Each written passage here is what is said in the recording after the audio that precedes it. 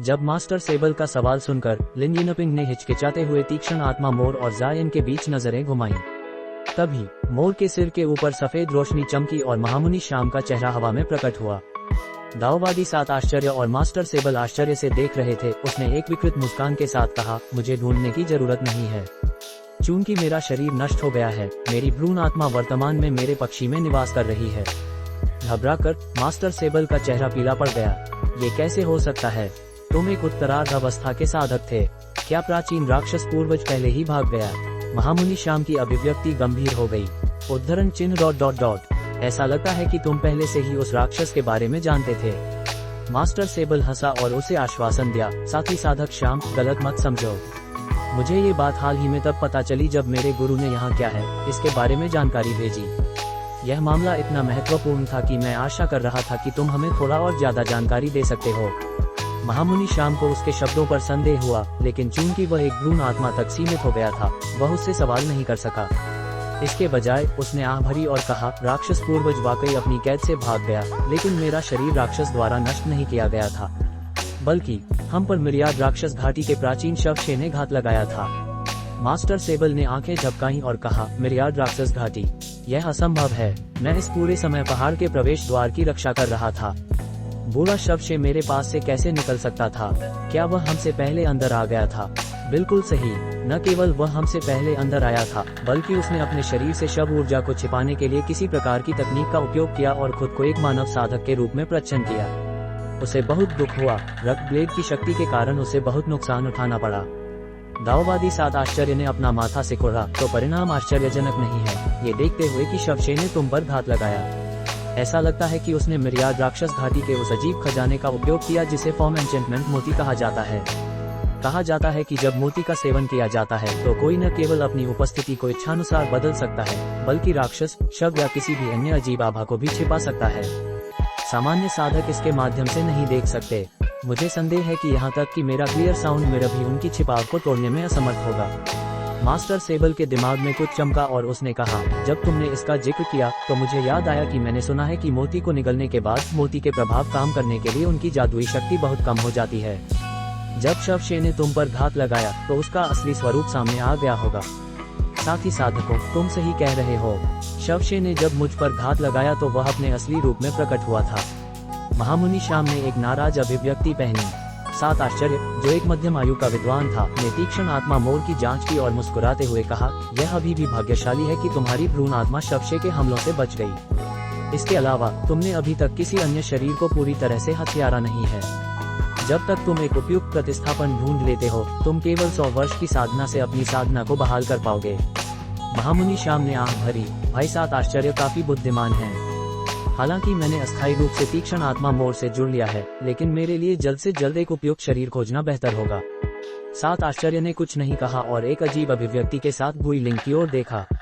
यह साथी साधक मुझे काफी अनजान लग रहे हैं। क्या तुम मुझे अपना नाम बता सकते हो? 7 आश्चर्य ने पूछा। उसके पास मास्टर सेबल ने भी सींग वाली महिला की बारीकी से जांच शुरू कर दी। आखिरकार गुइलिंग इन 2 समान रूप से श्रेणी के महान साधकों के सामने अपनी पहचान को एक 10वीं श्रेणी के राक्षस पशु के रूप में छिपाने में सक्षम नहीं थी। गुइलिंग भावशून्य बनी रही, लेकिन जायन मुस्कुराया और बोला, ये साथी साधक गुइलिंग है और मैं जायन हूँ। हम गलती से एक टेलीपोर्टेशन व्यूह को सक्रिय करने के बाद इस पहाड़ पर पहुँचे थे। मास्टर सेबल आश्चर्य से भर गए कि जायन सींग वाली महिला की ओर से बोल रहा था और उन्होंने उसे और अधिक महत्व देना शुरू कर दिया। वे मुस्कुराए और जवाब दिया, ये काफी असामान्य है। क्या आप मुझे बता सकते हैं कि आप किस संप्रदाय से आए हैं? साथी साधक जायन, मुझे नहीं लगता कि हम पहले मिले हैं। हालांकि यह जायन की मास्टर सेबल से पहली मुलाकात थी, वह मंद रूप से अनुमान लगा सकता था कि वह 10 बड़े संप्रदायों में से एक का एक एड था। इसलिए उसने विनम्रता से जवाब दिया, मैं केवल एक खानाबदोश साधक हूँ।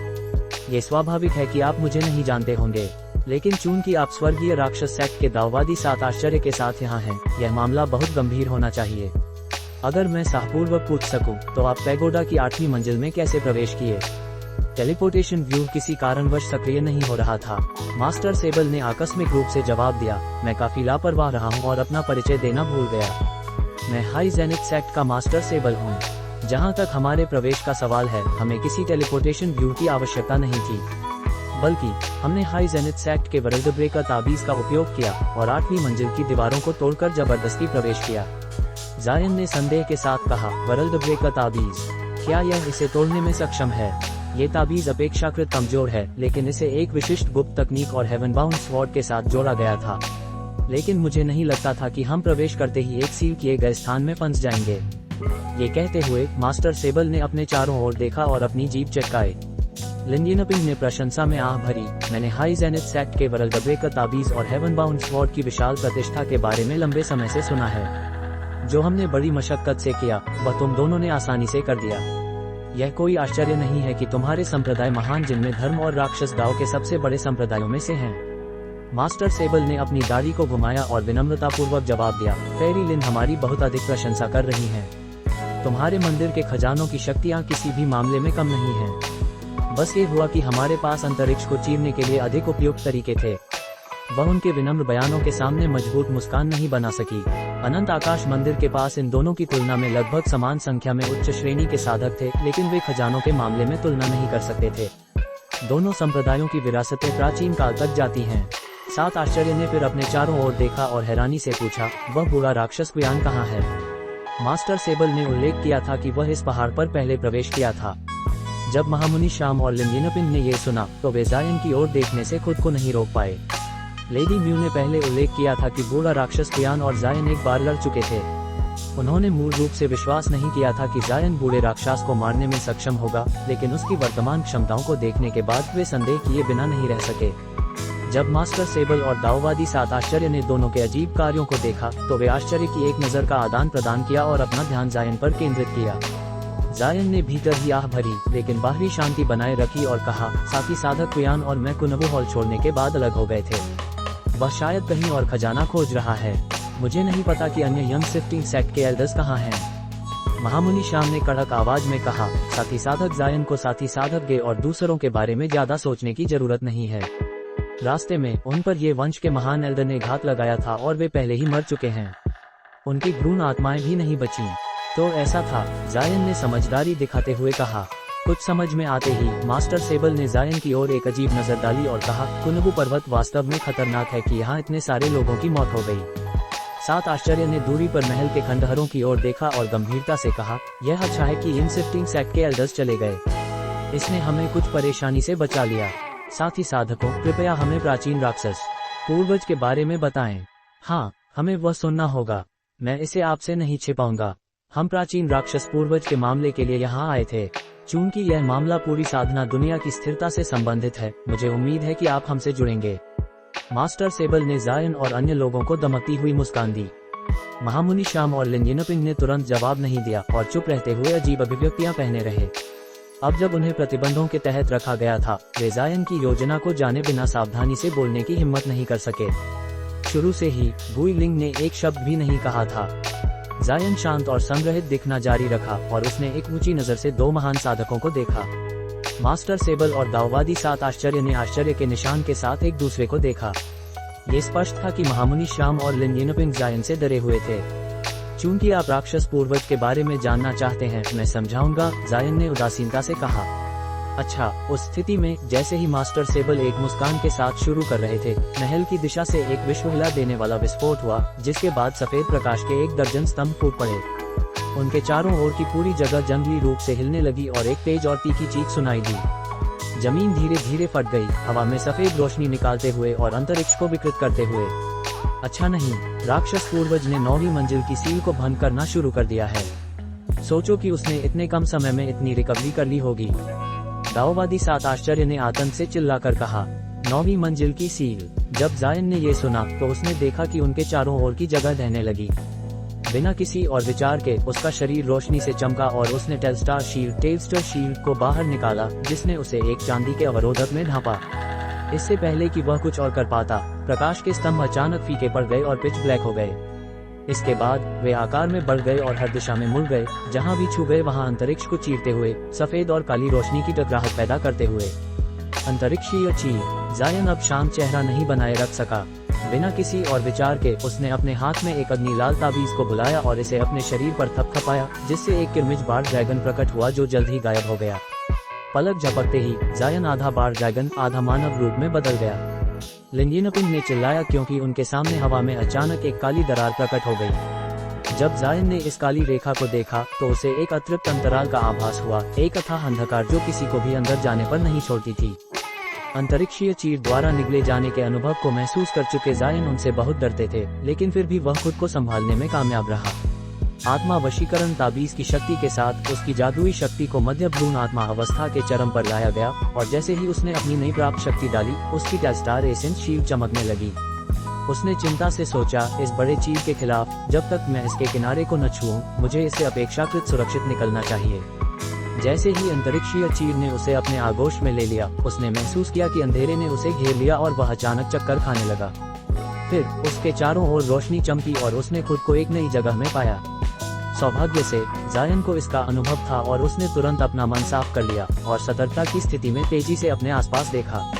9वीं मंजिल, वह हौंकते हुए बोला। वह स्पष्ट रूप से कई किलोमीटर लंबी ज्यादातर खाली क्षेत्र की एक पृथक जगह में था। इसे एक भयंकर पीली धुंध ने घेर रखा था जो बार बार जलती और बुझती थी। यह अज्ञात था कि यह कितनी विस्तृत थी। उसके नीचे एक विशाल वेदी खड़ी थी जो सैकड़ों मीटर ऊंची थी, लेकिन काफी संकीर्ण थी और हर तरफ से नीचे जाने के कदम थे। यह एक अलौकिक जैद से बनी थी जो अद्वितीय भव्यता रखती थी। वेदी के चारों ओर विशाल पत्थर के स्तंभों का एक घेरा था जो एक विशाल जादुई व्यू बनाता था। वे चमकते हुए प्रकाश छोड़ रहे थे, मानो व्यू सक्रिय था। वेदी के ठीक ऊपर एक विशाल 2 सिर वाला भेड़िया और कई आकृतियां थीं। एक भयंकर युद्ध चल रहा था क्योंकि भेड़िए का काला सिर स्याह काली ऊर्जा की एक अंतहीन धारा बाहर उगल रहा था। ये आकृतियां 8वीं मंजिल के साधक और राक्षस होने चाहिए। लंबी मीन, जो अभी भी हुआ त्यांकी के शरीर में थी, हवा में अपने हाथ हिला रही थी, काली ऊर्जा को बार बार कुचलने के लिए 2 विशाल सफेद हाथ बनाते हुए। ये वंश के महान एल्डर, शवशे, रजतपंथ राक्षस और अन्य लोग आगे खड़े थे, इस आदान प्रदान में फंसने से बचने की कोशिश कर रहे थे। उनमें से केवल बड़े सिर वाला विचित्र व्यक्ति गायब था, लेकिन जिस चीज ने जायन को सबसे अधिक हैरान किया वह ये थी कि अमर रूप संप्रदाय की छोटी एल्डर भेड़िए के बगल में खड़ी थी। उस क्षण उसकी आंखें निर्जीव थीं और काली ऊर्जा ने उसके चेहरे को घेर लिया था। वह एक चमकता हुआ चांदी का कपड़ा शटल नियंत्रित कर रही थी और एक क्रोधित लेडी म्यू से लड़ रही थी। अन्य लोग भी विभिन्न तकनीकों का उपयोग कर अपनी पूरी शक्ति के साथ विशाल भेड़िए पर हमला कर रहे थे। इसके अलावा विशाल भेड़िए की सतह पर घूमती हुई पीली हवाओं में एक काला बाल ड्रैगन छिपा हुआ था। ये काली धाराओं को थूकता था। एक विशाल चांदी के कमल और 8 राक्षस पशु भ्रम को रोक रहा था। चांदी का कमल हवा में स्थिर तैर रहा था और चमक रहा था, अपनी सतह पर हथेली के आकार के प्राचीन तांत्रिक अक्षरों की एक अनंत धारा पैदा कर रहा था। जब धाराएं इसके संपर्क में आईं, तो एक प्रचंड विस्फोट हुआ और काली हवा तितर बितर हो गई। ये कृष्ण पताका और अष्ट आत्मा राजदंड था। जायन दोनों अमर रूप संप्रदाय की एल्डर्स के प्रकट होने से हैरान रह गया। पहले गुइलिंग ने बताया था कि उन्होंने भूमिगत कोई जादुई व्यू लगाया था और षड्यंत्र रच रहे थे। अगर वे काले टेलीपोर्टेशन व्यू की ओर नहीं भाग रहे थे तो वह उन्हें चुपके से देख रहा होता। किसी भी मामले में ऐसा लग रहा था कि उनमें से एक महिला वरिष्ठ राक्षस के प्रभाव में आ गई थी। लेकिन जिस बात ने जायन को विशेष रूप से हैरान किया वह ये थी कि इतने अधिक उच्च स्तरीय साधकों के होने के बावजूद भी विशाल भेड़िया अभी भी बढ़त में था। उसके हमलावरों को तक पीछे धकेल दिया जा रहा था। विशाल भेड़िए द्वारा छोड़ी गई काली ऊर्जा तेल की तरह घनी थी। शवशे के किरमिज ब्लेड को छोड़कर जो इस पर जंगली रूप से प्रहार कर रहा था, अन्य लोग अपने और अपने खजानों को एक सुरक्षित दूरी पर रखे हुए थे, इसे छूने की हिम्मत नहीं कर रहे थे। वे केवल विभिन्न दूरस्थ हमले लॉन्च करके किसी भी आने वाली काली ऊर्जा के अजगरों पर प्रहार कर सकते थे। अगर लंबी मेंग और शवशे विशाल भेड़िए के अधिकांश हमलों को झेल नहीं रहे होते या अष्टात्मा राजदंड के कमल रूप में विशाल भेड़िए का ध्यान व्यस्त न रखा होता तो सभी अन्य को मिटा दिया गया होता। रजतपंथ राक्षस के भूत राक्षस धागे और सिंहबाज की सुनहरी झलके भी काली राक्षसी ऊर्जा पर कोई प्रभाव नहीं डालती थीं। इस सब जांच के बाद जायन ने युद्ध के बारे में कुछ बहुत अजीब बात नोट की। 2 सिर वाला भेड़िया वेदी नहीं छोड़ेगा और लड़ना जारी रखे हुआ है, मानो वह इसके शीर्ष की रक्षा कर रहा हो। फिर उसने एक दूरी से एक क्रोधित आवाज चिल्लाते हुए सुनी, अच्छा नहीं, वरिष्ठ राक्षस को सील खोलने वाला जादुई उपकरण कैसे मिला? जायन मुड़ा और चौंके हुए स्वर की दिशा में देखा। यह मास्टर सेबल की थी जो 7 मीटर की दूरी पर खड़ा था।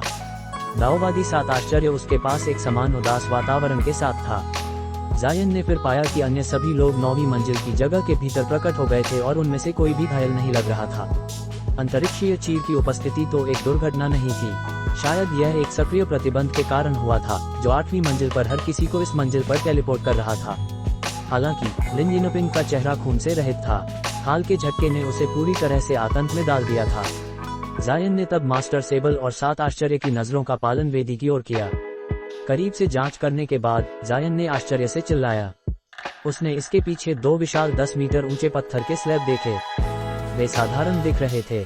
जैसे ही उसने उन्हें देखा, उसके चेहरे पर आश्चर्य की एक झलक आई, क्योंकि फ्लेक्साइल स्पिरिट जैड का नाम उसके दिमाग में आया। यह जैड उसी पत्थर के स्लैब की तरह है जो उसने दक्षिणी स्वर्ग में राक्षसी ऊर्जा के भंवर की गहराइयों में देखा था। हालांकि उसने जो पत्थर का स्लैब अतीत में देखा था वह टूटा हुआ था। ये दोनों अभी भी बरकरार थे और उनमें से एक में एक गहरे हरे रंग का ब्लॉक सील जड़ा हुआ था, जिसके कारण पत्थर का स्तंभ कांपने लगा और एक मंद काली शक्ति के साथ चमकने लगा। जायन की अभिव्यक्ति हिल गई जब उसने पाया कि स्तंभ की रोशनी वेदी के चारों ओर के जादुई व्यूह में एक प्रतिक्रिया पैदा कर रही थी, जो दिखा रहा था कि स्तंभ व्यूह का एक मुख्य हिस्सा था। जितना अधिक वह देखता, उसके विचार उतने ही अधिक उत्साह से भरने लगे। जब लेडी म्यू ने दूसरों के आगमन को देखा तो वह खुशी से चिल्लाई, मास्टर सेबल, भाई 7 आश्चर्य, तुम सही समय पर आए हो। राक्षस पूर्वा वर्तमान में सीलिंग प्रतिबंध को हटाने के लिए वेदी का उपयोग कर रहा है।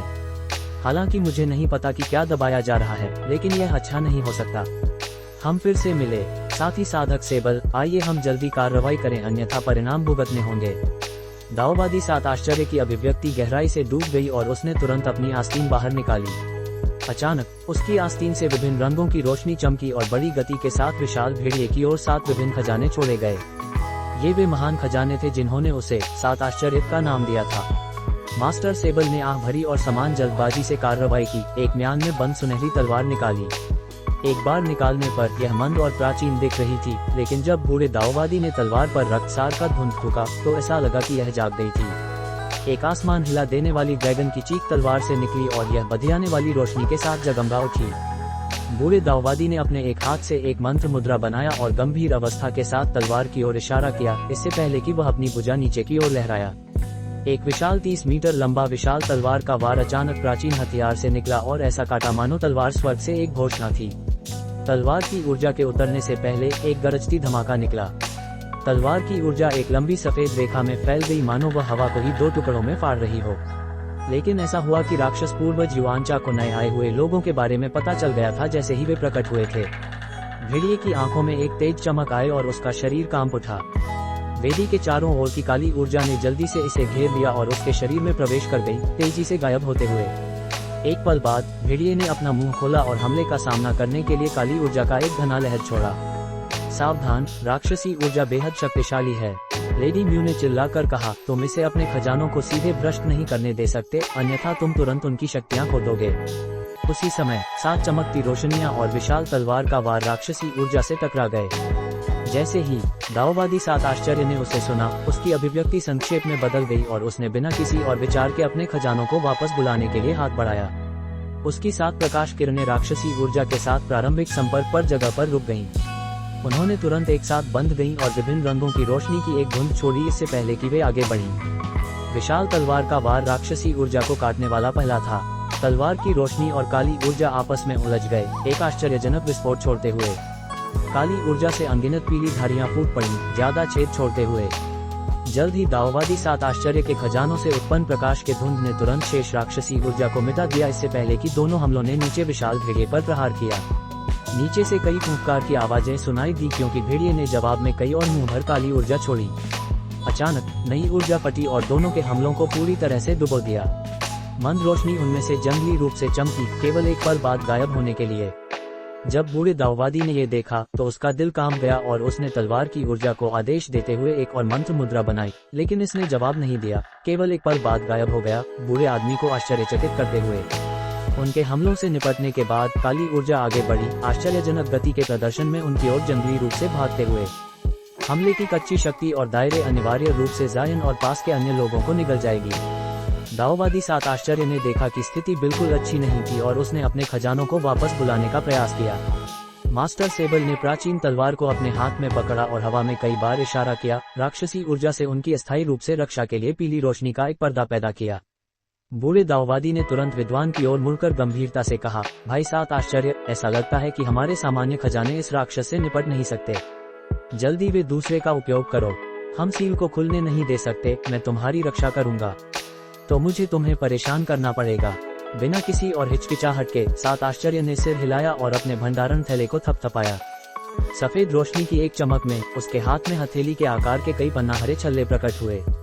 इसी बीच जायन ने सुनहरी उड़ने वाली तलवारों के कई दर्जन छोड़े।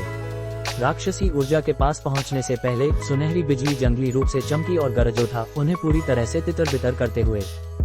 गुई लिंग ने अपने हाथ में विशाल चांदी की कुल्हाड़ी को मजबूती से पकड़ा और उसके भीतर से एक बाघ का प्रेत बुलाया। जानवर ने जैसे ही प्रकट हुआ, अपने मुंह से एक पीली धुंध फूंकी, जिसने काली ऊर्जा को आगे बढ़ने से जबरदस्ती रोक दिया। लिन यिनपिंग और महामुनि श्याम द्वारा संचालित तीक्ष्ण आत्मा मोर दोनों अपनी रक्षा के लिए इंद्रधनुषी रोशनी से ढके हुए थे। अपने पास की स्थिति पर एक नजर डालने के बाद जायन ने अपना माथा सिकोड़ा और अष्टात्मा राजदंड और कृष्ण पताका की ओर देखा। इन दो खजानों में से एक स्वामीहीन था और दूसरा दूषित हो गया था, लेकिन दोनों अपनी वास्तविक शक्तियों को प्रकट नहीं कर रहे थे। फिर भी चमकदार काले बाल अजगर के चारों ओर उमड़ती स्याह हवाएं और विशाल चांदी के कमल पर तैरते चांदी के तांत्रिक अक्षर एक गतिरोध में फंसे हुए प्रतीत हो रहे थे। हालांकि ऊपर उनके बीच चमकदार टकराव हो रहा था, उन पर ध्यान दिए बिना नहीं रहा जा सकता था। हालांकि कोई भी खजानों को हथियाने नहीं जा सकता था, क्योंकि हर कोई चल रही लड़ाई में पूरी तरह व्यस्त था। जायन जानता था कि वह राक्षस पूर्वज की क्षमताओं का मुकाबला नहीं कर सकता था और उसने तुरंत भागने की योजना बनाई, लेकिन इस सील किए गए स्थान में वह कहां भाग सकता था। इसलिए वह केवल आने वाले खतरे के लिए तैयार रहा और परिणामी लड़ाई से बचने का हर प्रयास करने लगा। हालांकि उसकी दिव्य राक्षस नाशक बिजली राक्षसी ऊर्जा से निपटने में उसकी कल्पना से कहीं अधिक प्रभावी थी, फिर भी वह झगड़े में कूदने की हिम्मत नहीं कर पाया। उसका सबसे अच्छा विकल्प अपनी रक्षा करना और देखना था कि चीजें कैसे विकसित होती हैं। अगर राक्षस पूर्वज ने उसके विशेष कौशल पर ध्यान दिया और उस पर सीधे हमला करने का फैसला किया, तो वह निश्चित रूप से एक टुकड़े में बाहर नहीं निकल पाएगा। इसके अलावा उसे इस बात से कोई मतलब नहीं था कि अगर राक्षस पूर्वज भाग गया तो महान जिन का क्या होगा। वह उनकी खातिर अपने आप को बलिदान करने वाला नहीं था। इस विचार के साथ उसने चुपके से वेदी की दिशा में अपनी आध्यात्मिक भावना को छोड़ा। अनजाने में उसकी आध्यात्मिक भावना एक अदृश्य प्रतिबंध से वापस खारिज हो गई।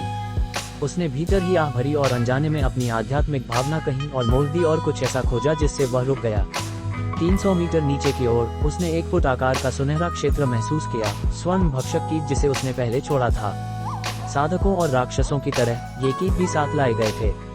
जब उसने पहले अपने कीटों को छोड़ा था तो उसने उन्हें 8वीं मंजिल की दीवारों को खंगालने के लिए भेजा था कि कहीं कोई कमजोर बिंदु तो नहीं है जिसका फायदा उठाया जा सके, लेकिन चूंकि वह कृष्ण पताका द्वारा बनाए गए सील क्षेत्र में फंसा हुआ था, वह उनसे संपर्क खो बैठा था। चूंकि वे टेलीपोर्ट होने के समय भूमिगत थे, दूसरों ने उन पर ध्यान नहीं दिया। जायन ने वेदी के चारों ओर बने विशाल पत्थर के स्तंभों को देखा जो रोशनी के साथ चमक रहे थे। उसका दिल हिला और वह हिचकिचाने के बाद अपने छिपे हुए कीटों को एक आदेश देने से पहले ठहर गया। सुनहरे प्रकाश का क्षेत्र चमका और सब जगह फैल गया। शवशे और लड़ाई के करीब के अन्य लोग कभी कभी जादुई व्यूह को नष्ट करने की उम्मीद में विशाल पत्थर के स्तंभों पर हमला कर रहे थे, उम्मीद करते हुए कि गतिरोध को तोड़ा जा सके। लेकिन शवशे के रक्त ब्लेड के अलावा अन्य हमलों का बहुत कम प्रभाव पड़ा। जहाँ तक लंबी मेन द्वारा बुलाए गए विशाल सफेद हाथों का सवाल है, वे केवल स्तंभों को हिलाने का काम कर रहे थे। पत्थर के स्तंभ एक अज्ञात सामग्री से बने थे जो अत्यंत मजबूत थे। बेशक अगर शवशे या लंबी मेन के पास उनसे निपटने के लिए अधिक समय होता तो वे संभवतः उन्हें तोड़ने में सक्षम होते। जैसे ही नए आए साधकों ने पीछे हटने का सोचा, भेड़िए ने पूरी ताकत से काली ऊर्जा के कई मुंह थूके जो उनकी ओर बेतहाशा झपटे। घबराकर उनके पास पूरी ताकत से जवाब देने के अलावा कोई विकल्प नहीं था। जबकि जायन ने अनजाने में हमले का सामना किया, वह भागने का रास्ता खोजने लगा। इस बीच दाववादी 7 आश्चर्य ने 5 पन्ना हरे छल्ले बुलाए, जबकि मास्टर सेबल ने उसकी रक्षा की। 7 आश्चर्य ने बिना रुके मंत्रों का जाप किया और अपनी उंगलियां हिलाकर प्रत्येक छल्ले पर जादुई मोहरें मारी। वे सब बीच बीच में चीखें निकालने लगे और कांपने और रोशनी से चमकने लगे। नए आए लोगों को बड़ी मात्रा में काली ऊर्जा के साथ व्यस्त करने के बाद विशाल 2 सिर वाले भेड़िए ने अपनी नजरें वापस लंबी मेन और शवशे की ओर घुमाई। राक्षस ने उन्हें घूरा, उन्हें अपने वर्तमान सबसे बड़े दुश्मनों के रूप में देखा। कहने की आवश्यकता नहीं है, युआनचा और लंबी मेन ने कई वर्षों तक आत्माओं को जोड़कर बिताने के बाद वे एक दूसरे को पूरी तरह से जानते थे। इसलिए युआनचा लंबी मेन से डरती थी। शवशे के छिपकर प्रकट होने के बारे में, वह केवल एक साधारण उत्तरार्ध भ्रूण आत्मा साधक था, लेकिन उसके हाथ में रक्त ब्लेड असाधारण रूप से शक्तिशाली था।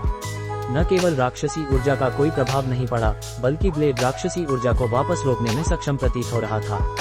अगर उनके बीच विशाल शक्ति के अंतर के कारण न होता तो संभवतः शवशे अकेले ही विशाल राक्षसी ऊर्जा पर काबू पा सकता था। वास्तव में अगर युआन चा ने पिछली मंजिल पर युवा अमर रूप एल्डर पर एक मोहिनी तकनीक के साथ घात लगाने का जोखिम न उठाया होता तो वह यहाँ आने के लिए ड्रैगन कॉल क्रेस्ट हासिल नहीं कर पाती। वह अपनी राक्षसी ऊर्जा खत्म होने से पहले राक्षस दमन पैगोडा छोड़ देती। वर्तमान स्थिति के अनुसार वेदी पर सील खुलना शुरू हो गया था। जब तक वह नहीं जाती, वेदी उसे राक्षसी ऊर्जा का अनंत स्रोत प्रदान कर सकती थी। इतने सारे साधकों के सामने भी उसका वर्चस्व था और वह अपनी समाप्त होती राक्षसी सार को धीरे धीरे ठीक होते महसूस कर सकती थी। परिणाम स्वरूप राक्षस ने कोई जोखिम न लेने का फैसला किया और सील को धीरे धीरे और व्यवस्थित तरीके से भंग करने का निर्णय लिया। हालांकि हरी रोशनी अपार शक्ति के साथ चमकने लगी, जिससे भेड़िए को एक भयानक परिचितता का एहसास हुआ। उसने अपना सिर उठाया और आश्चर्य से चिल्लाई, राक्षस रोधक पट्टियां। जब विशाल भेड़िए ने 5 छल्लों को देखा तो उसकी आंखों में डर का भाव आ गया। भेड़िए के सिर ने एक दुनिया हिला देने वाली गरज निकाली, क्योंकि उससे एक आश्चर्यजनक दबाव उठा। फिर उसके मुंह से काली रोशनी चमकने लगी, मानो वह हमला करने वाली थी। हालांकि 7 आश्चर्य ने पहले ही अपनी तकनीक को पूरा कर लिया था और अपने सामने के छल्लों में से एक की ओर इशारा किया। फिर गंभीर चेहरे के साथ उसने कहा, रोको। उसकी मधुर आवाज के विपरीत पन्ना हरा छल्ला चमका और गायब हो गया। एक छोटे से पल में विशाल भेड़िया चीखा जब अचानक उसके पास एक हरी किरण प्रकट हुई और उसके सिर को लपेट लिया, एक विशाल कॉलर बनाते हुए। मंत्र अक्षर इसकी सतह पर घूम रहे थे और यह जल्दी से सिकुड़ गया। जो राक्षसी ऊर्जा छोड़ी जाने वाली थी वह जबरदस्ती रोक दी गई और भेड़िए ने पीड़ा की चीख निकाली। घबराहट में भेड़िए ने कॉलर पर पंजा मारा। पंजे ठंडी रोशनी में चमक रहे थे। हरी रोशनी चमकी और एक बंद गुंजन सुनाई दी। पंजे आसानी से वापस हट गए। छल्ला और भी अधिक कस गया, जिससे भेड़िए ने एक कराह और करुण ध्वनि निकाली, मानो वह अत्यधिक पीड़ा में था। जब वेदी के पास के लोगों ने ये देखा तो वे खुश हो गए और तुरंत नए जोश के साथ हमला करने लगे। विशाल भेड़िए के व्यस्त होने के कारण राक्षसी ऊर्जा स्वामीहीन थी और बहुत कमजोर हो गई थी, जिसे आसानी से तितर बितर किया जा सकता था। शवशे और लंबी मेन केंद्र की ओर भागे। रजत पंख राक्षस और सिंहबाज दोनों भी आगे भागने का इरादा रखते थे, लेकिन अचानक उन्हें शवशे से आवाज संचरण प्राप्त हुआ। दोनों ने एक नजर आपस में बदली और उनके चारों ओर के पत्थर के स्तंभों में से एक की ओर चले गए। एक दूरी पर उन्होंने एक संयुक्त हमले में भूत राक्षस धागे और सुनहरी झलके दागना शुरू कर दिया।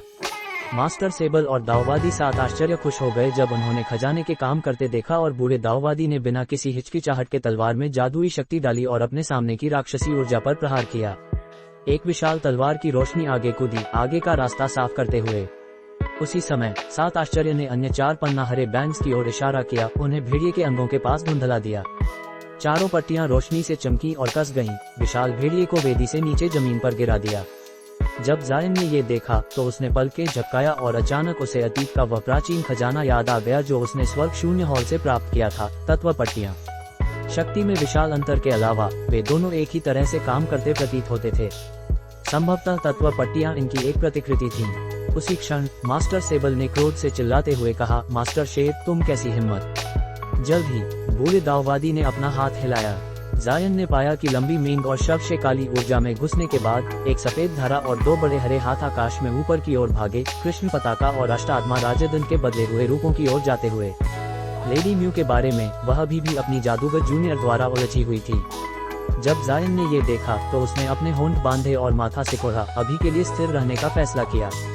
उसके पास लिंजिनपिंग और महामुनि श्याम दोनों भी आकाश में 2 आत्मा खजानों की ओर दौड़े। गुई लिंग के बारे में उसने बस जायन की ओर एक तिरछी नजर डाली और एक पल के लिए हिचकिचाई, अभी तक लड़ाई में शामिल नहीं हुई थी। आध्यात्मिक रोशनी आसमान में जंगली रूप से चमकी, इसके बाद लगातार विस्फोटों की आवाजें सुनाई दी। वरिष्ठ राक्षस के खिलाफ एक साथ लड़ने वाले साधक और राक्षस अब दिव्य आत्मा खजानों के लिए लड़ते हुए बंट गए थे। जायन के बारे में उसकी नजर वेदी पर पड़ी और उसने उस विशाल भेड़िए को देखा जो प्रतिबंधित था। एक उदास अभिव्यक्ति के साथ उसने अपनी आस्तीन हिलाई और एक गुंजन सुनाई दी, कई दर्जन छोटी सुनहरी तलवारें बुलाते हुए। जायान अपनी उल्टी हुई तलवारों को छोड़ते हुए मन ही मन चांदनी से बोला, यदि मैं काले भेड़िए का सिर काट दूं, तो असुर पूर्वज को शरीर पर नियंत्रण अस्थायी रूप से खो जाएगा, लेकिन ये बुरी तरह विफल भी हो सकता है। क्या तारावती लॉन्ग मिंग नियंत्रण हासिल करने के लिए तुरंत आगे नहीं आएगी? चांदनी ने शीघ्रता से समझाया, असुर बंधन पट्टियों के नियंत्रण में, असुर का ऊर्जा प्रवाहशील है और उसकी आत्मा सिर से बाहर नहीं जा सकती। जब तक आत्मा शरीर से अलग होती है, मुझे अपने नियंत्रण को फिर से हासिल करने में पूरा विश्वास है। भले ही तारावती अपनी प्रबल आत्मिक दृष्टि के साथ आए, वह आपकी स्वर्ण रस और एक एसेंस से तपी तीक्ष्ण ब्लेड का मुकाबला नहीं कर सकती। ये देखते हुए कि सामान्य खजाने चांदनी भेड़िया शरीर को नुकसान नहीं पहुंचा सकते और उसे असुर के खिलाफ नियंत्रण के लिए लड़ना होगा, वह संभवतः प्रयास नहीं करेगी क्योंकि वह हाशिए पर होगी।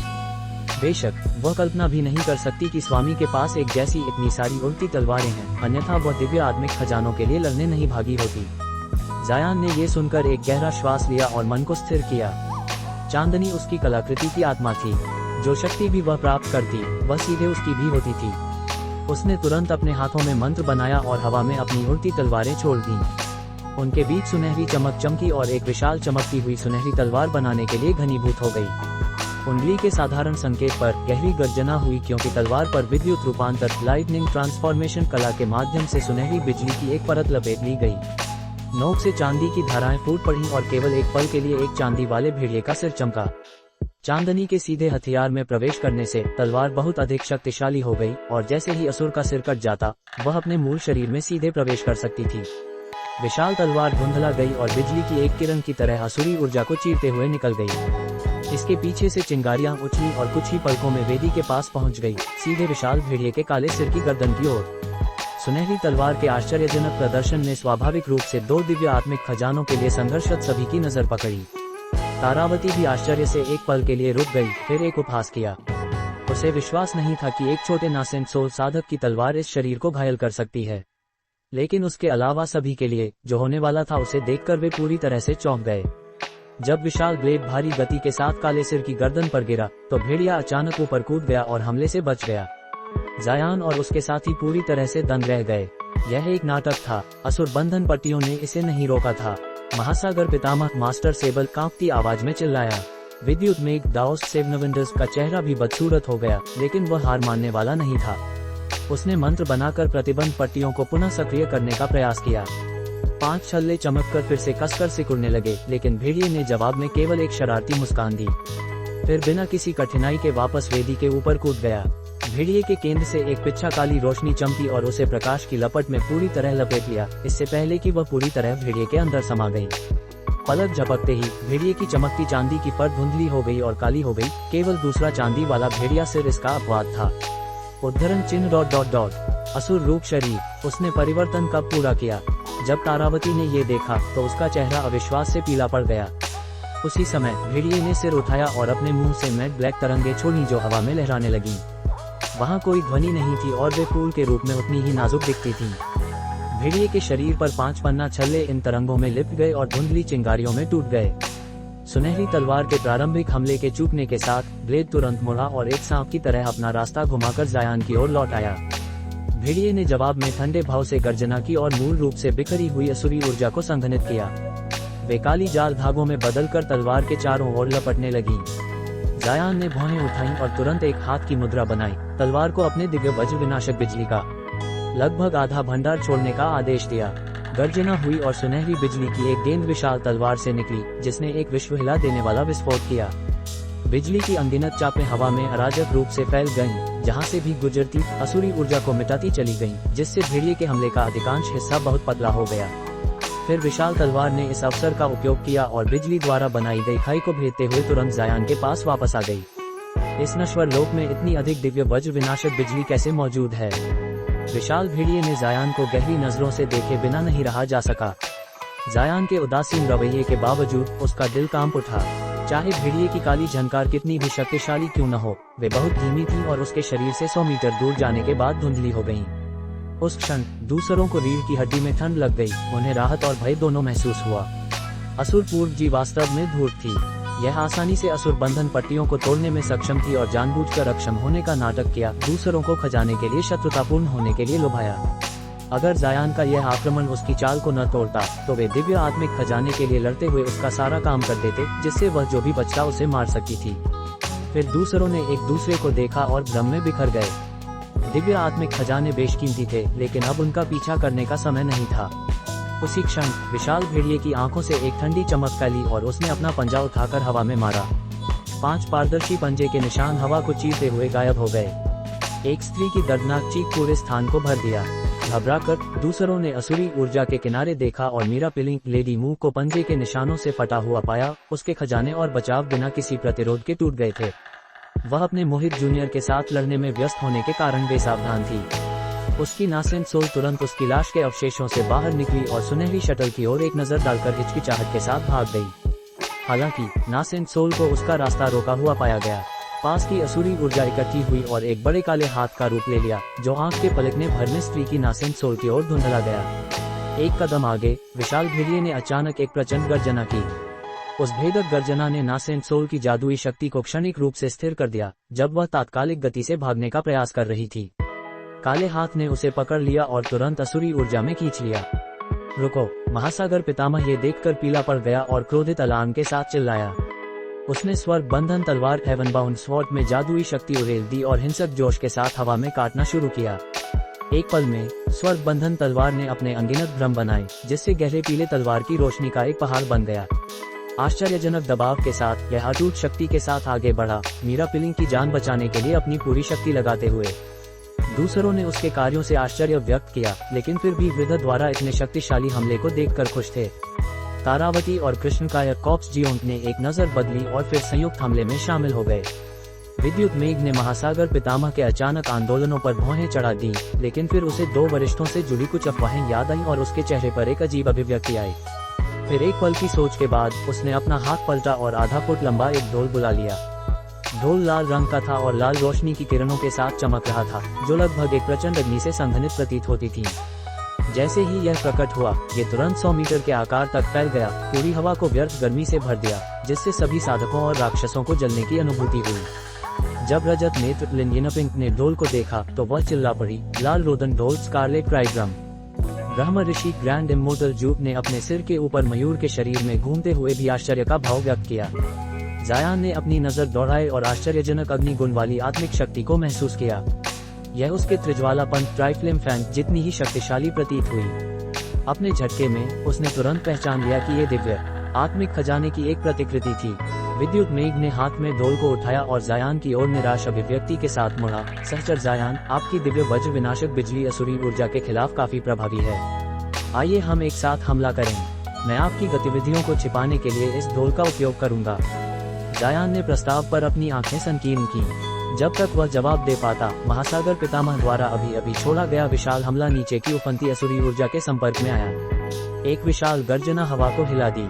तलवार की रोशनी और असुरी ऊर्जा आपस में टकरा गई। कुछ समय के लिए दोनों गतिरोध की स्थिति में लगे। तभी तारावती का बड़ा सफेद हाथ और कृष्णकाय का रक्तवेद युद्ध में शामिल हो गए। विशाल भेड़िए ने अपने मुंह से काली रोशनी की किरणें छोड़कर इस हमले को आसानी से रोक लिया। न केवल इतना, बल्कि विशाल जेट काले भेड़िए ने अचानक सिर उठाया और दो काली गेंदें फेंकी। जब गोले जमीन पर गिरे तो उनमें से असुरी ऊर्जा उपन पड़ी और बाज के पंखों वाले दो सिलहुट बन गए। इन दो छद्म असुरों का स्वरूप एक युवक जैसा था, जिसकी नाक अखरोट के आकार की थी और हर एक के हाथ में एक बड़ा काला साबर था। उन्होंने अपने पंख फैलाए और सीधे रजत पंख वाले राक्षस सिल्वर विंग नाइट फाइंड और सिंह बाज की ओर उड़ान भरी, जिन्होंने पहले ही व्यूह के एक पत्थर के स्तंभ को अधिकांशतः नष्ट कर दिया था। दो असुरों के दोनों राक्षसों के पास पहुंचने से पहले उन्होंने अपने हथियार लहराए और उन दोनों पर तलवार के वार किए। दोनों राक्षस नवगठित असुरों के इस अचानक हमले से चौंक गए। रजत पंख वाले राक्षस सिल्वर विंग नाइट फाइंड बिना किसी हिचक के धुंधला गया और हवा में गायब हो गया। सिंह बाज लान हॉक भी जल्दी से एक अशुभ मुद्रा के साथ पलटा और अपने गर्जन में एक असुर की ओर सुनहरी झनकारें छोड़ी। असुर ने हमले को रोकने के लिए अपनी बड़ी साबर उठाई, लेकिन सुनहरी ध्वनि तरंगों ने उसे पूरी तरह से लपेट लिया और उस असुर को वापस काली ऊर्जा की धुरसुओं में बदलकर क्षत विक्षत कर दिया। दूसरे असुर ने अपना हाथ उठाया और एक साबर प्रहार छोड़ने ही वाला था कि राक्षस अचानक उसके पीछे प्रकट हो गया। उसने अपनी उंगलियां झटकी और धूसर भूत राक्षस धागों गोस्ट फाइन थ्रेड्स की एक झड़ी छोड़ी, जिससे असुर छेदों से भर गया और धुंध में बदलकर फट गया। इतनी आसानी से दोनों असुरों को नष्ट करने के बाद रजत पंख वाले राक्षस ने अविश्वास से असुरी ऊर्जा के अवशेषों को घूरा। थोड़ी ही देर बाद उसके सामने की काली ऊर्जा इकट्ठी हुई और काली रोशनी के साथ टिमटिमाई और दोनों असुर पुनः बन गए। जब वे पूरी तरह से बन भी नहीं पाए थे, उनमें से एक असुर मुंह खोलकर आगे बढ़ा और काली ऊर्जा की एक धारा फूट पड़ी। राक्षस ने त्योरी चढ़ाई और हाथ उठाकर हमले का सामना करने के लिए भूत राक्षस धागों की एक और लहर छोड़ी। जैसे ही हमले आपस में उलझे, दूसरे असुर ने 3 मीटर लंबे बाज का रूप धारण किया और सिंह बाज के किनारे तक झाड़ू लगाया। चोंच और पंजों के बीच अचानक छिड़प गए युद्ध में हवा में काले और बैंगनी पंख उड़ान भरने लगे। सिंह बाज को स्पष्ट बढ़त हासिल थी, लेकिन विशाल काला बाज अपनी भारी चोटों से तेजी से उबर रहा था। उसके शरीर पर एक काली रोशनी घूम रही थी जो उसे अमरता की सीमा तक ठीक करती प्रतीत होती थी। रजत पंथ वाले राक्षस खुद को एक समान स्थिति में पाया। चाहे वह अपने भूत राक्षस धागों से असुर को कितनी बार भी मारे, ये पलक झपकते ही खुद को पुनः बना लेता था। ये स्पष्ट था कि ये दोनों असुर माया राक्षसी युवांचाक के किसी प्रकार के अवतार थे। यदि उनका स्वामी नहीं मरता या उनकी असुरी ऊर्जा समाप्त नहीं होती तो वे अमर थे। क्या असुर पूर्वज इन अवतारों का उपयोग केवल हमें पत्थर के स्तंभ को नष्ट करने से रोकने के लिए कर रही है? राक्षस ने सोचा, ये स्पष्ट है कि ये दोनों हमें हरा नहीं सकेंगे। हालांकि दोनों असुरों का बचाव कमजोर था, लेकिन उनके द्वारा फूंकी गई असुरी ऊर्जा असुर पूर्वज के समान ही भयंकर थी। दोनों राक्षस उनके हमलों से बचने में पूरी तरह व्यस्त थे। असुरों द्वारा खरीदी गई देरी के कारण भारी क्षतिग्रस्त पत्थर का स्तंभ जल्द ही रोशनी से चमकने लगा और खुद को ठीक करने लगा। इससे राक्षस के मन में गहरी चिंता हुई। कृष्णकाय कॉप्स जियोंट ने उनके साथ क्या हो रहा है ये देखा और थोड़ा घबरा गया। तारावती लॉन्ग मेंट ने अपनी आत्मिक दृष्टि से कई बड़े सफेद हाथों को संघनित किया था और लगातार उनका उपयोग नीचे की असुरी ऊर्जा को कुचलने के लिए किया। इसमें व्यस्त होते हुए भी उसने कृष्णकाय को एक संदेश भेजा, चिंता मत करो। वे अवतार उसकी आत्मा के मात्र टुकड़े हैं जो असुरी कलाओं से बने हैं। दो ही वह अधिकतम बुला सकती है, अन्यथा वह हमारे साथ निपटने के लिए उनका उपयोग कर रही होती। लेकिन इस गति से हम निश्चित रूप से हार जाएंगे। सबसे महत्वपूर्ण बात यह है कि मेरा शरीर धीरे धीरे असुरी ऊर्जा से दूषित हो रहा है। हालांकि यह परिवर्तन वर्तमान में स्थायी नहीं है, लेकिन वेदी से पर्याप्त शुद्ध असुरी ऊर्जा अवशोषित करने के बाद ये स्थायी हो जाएगा। उस क्षण असुर की आत्मा मेरे शरीर में विलीन हो जाएगी और मैं इसे पुनः प्राप्त नहीं कर पाऊंगा। एक बार जब वह अपनी पूरी क्षमताएं पुनः प्राप्त कर लेगी तो हम पूरी तरह से समाप्त हो जाएंगे। मुझे जोखिम उठाना होगा। आपका क्या मतलब है महोदय? कृष्णकाय ने आदर के स्वर में पूछा। मैं एक गुप्त विद्या का उपयोग करके खुद को शरीर में बलपूर्वक प्रवेश कराऊंगी और नियंत्रण के लिए लड़ूंगी। हालांकि पहले से ही असुर परिवर्तित शरीर के खिलाफ मैं बहुत हाशिए पर हूँ, लेकिन मैं उसे अस्थायी रूप से स्थिर रहने के लिए मजबूर कर सकती हूँ। इससे आपको इसे समाप्त करने का अवसर मिलेगा, तारावती ने ठंडे स्वर में कहा। कृष्णकाय ने अपनी लाल रोशनी से असुरी ऊर्जा पर हमला करते हुए हिचकिचाते हुए कहा, मैं समझ गया महोदय, लेकिन क्या ये बहुत खतरनाक नहीं है? वेदी को खोले जाने के साथ हमारे पास कोई अन्य विकल्प नहीं है, तारावती ने चिढ़कर कहा। वेदी वास्तव में क्या सील करती है महोदय? इससे काफी भयभीत हैं। क्या ये प्राचीन काल से छोड़े गए शक्तिशाली असुरी कलाकृतियां हैं? अगर यह केवल इतना ही होता तो बेहतर होता। भले ही असुर ने इस तरह से शक्ति प्राप्त कर ली हो, हम भागकर आसानी से उससे बच सकते थे और फिर दूसरों को बुलाकर उसे नीचे गिरा सकते थे। चूंकि मैं एक बार असुर पूर्वज के साथ विलीन हो चुकी थी, मुझे पहले से ही पता था कि वेदी के नीचे क्या सील है। ये सबसे अधिक संभावना है कि यह वह शुद्ध असुर ऊर्जा है जो यहाँ असुर लोक एल्डर डेविल वीट से लाई गई थी। शुद्ध असुर ऊर्जा, कृष्णकाय चिल्लाया। तारावती ने गंभीरता से कहा, यह उस युग का है जब आप एक परिष्कृत शव में अवतार लेने से पहले का है, लेकिन आपको पता होना चाहिए कि यह कितनी भयावह है। ये सामान्य असुरी ऊर्जा से पूरी तरह भिन्न है। यह न केवल नश्वर दुनिया की आत्मिक नसों को भ्रष्ट कर सकती है, बल्कि यह हवा के माध्यम से भी भ्रष्टाचार फैला सकती है। सामान्य मनुष्य और निम्न श्रेणी के साधक धीरे धीरे असुरों में बदल जाएंगे। पर्याप्त समय दिए जाने पर नश्वर लोक असुर लोक की एक प्रति बन जाएगा। लेकिन मैंने सुना है कि अतीत में शुद्ध असुर ऊर्जा को प्राचीन काल के लोगों द्वारा पूरी तरह शुद्ध कर दिया गया था। क्या यह अभी भी वेदी के भीतर मौजूद हो सकती है? तारावती एक पल के लिए रुकी और समझाया, शुद्ध असुर ऊर्जा असुर लोक से एकत्र की गई असुरसार है। हालांकि वे सामान्य असुरी ऊर्जा को शुद्ध कर सकते थे, लेकिन वे ऐसी चीज को कैसे शुद्ध कर सकते थे जो दुनिया की आत्मिक ऊर्जा की प्रकृति को भी बदल सकती है? केवल आत्मिक लोक के पास ही इसे भंग करने की विधि होनी चाहिए। जब मुझे सील किया गया था, तब मैंने 3 कुनबु गुरुओं को शुद्ध असुर ऊर्जा के अधिकांश हिस्से को सील करने और उन्हें नश्वर दुनिया के उन क्षेत्रों में रखने की बात करते हुए सुना था जहां सबसे प्रचुर आत्मिक ऊर्जा थी। उन्होंने इन स्थानों के दबाव का उपयोग उन्हें दबाने के लिए किया था। कृष्णकाय ने ये सुनकर एक अनिश्चित अभिव्यक्ति धारण की। ये निश्चित रूप से समझ में आता है। कुनबु पर्वत इतिहास में सबसे प्रसिद्ध आत्मिक पर्वतों में से एक है। पर्वत श्रृंखला का उपयोग करके असुरी ऊर्जा को दबाना एक उचित योजना थी। शायद उन्होंने आशा की थी कि शुद्ध आत्मिक ऊर्जा के निरंतर संपर्क से शुद्ध असुर ऊर्जा धीरे धीरे क्षरित हो जाएगी, लेकिन पर्वत की आत्मिक ऊर्जा अतीत की तुलना में काफी विरल है। 10 लाख वर्षों के समय के बिना असुरी ऊर्जा भंग नहीं होगी। यदि इसे अभी छोड़ दिया जाए तो इसे फिर से सील करना असंभव होगा। ये तो और भी नहीं कि असुर पूर्ण शुद्ध असुर ऊर्जा को अवशोषित करने के बाद पूरी तरह से अजेय हो जाएगी। कृष्णकाय की आंखों में एक काली चमक चमकी और उसने कहा, लेकिन भले ही पूरा नश्वर लोक भ्रष्ट हो जाए तो हमें क्या परवाह। अतीत में आत्मिक लोक के राक्षसों और मनुष्यों ने पहले ही एक बार असुरों को इस दुनिया से निकाल दिया था। हमने यहाँ जो कुछ भी किया वह किया। क्या ये हमारे लिए बेहतर नहीं होगा?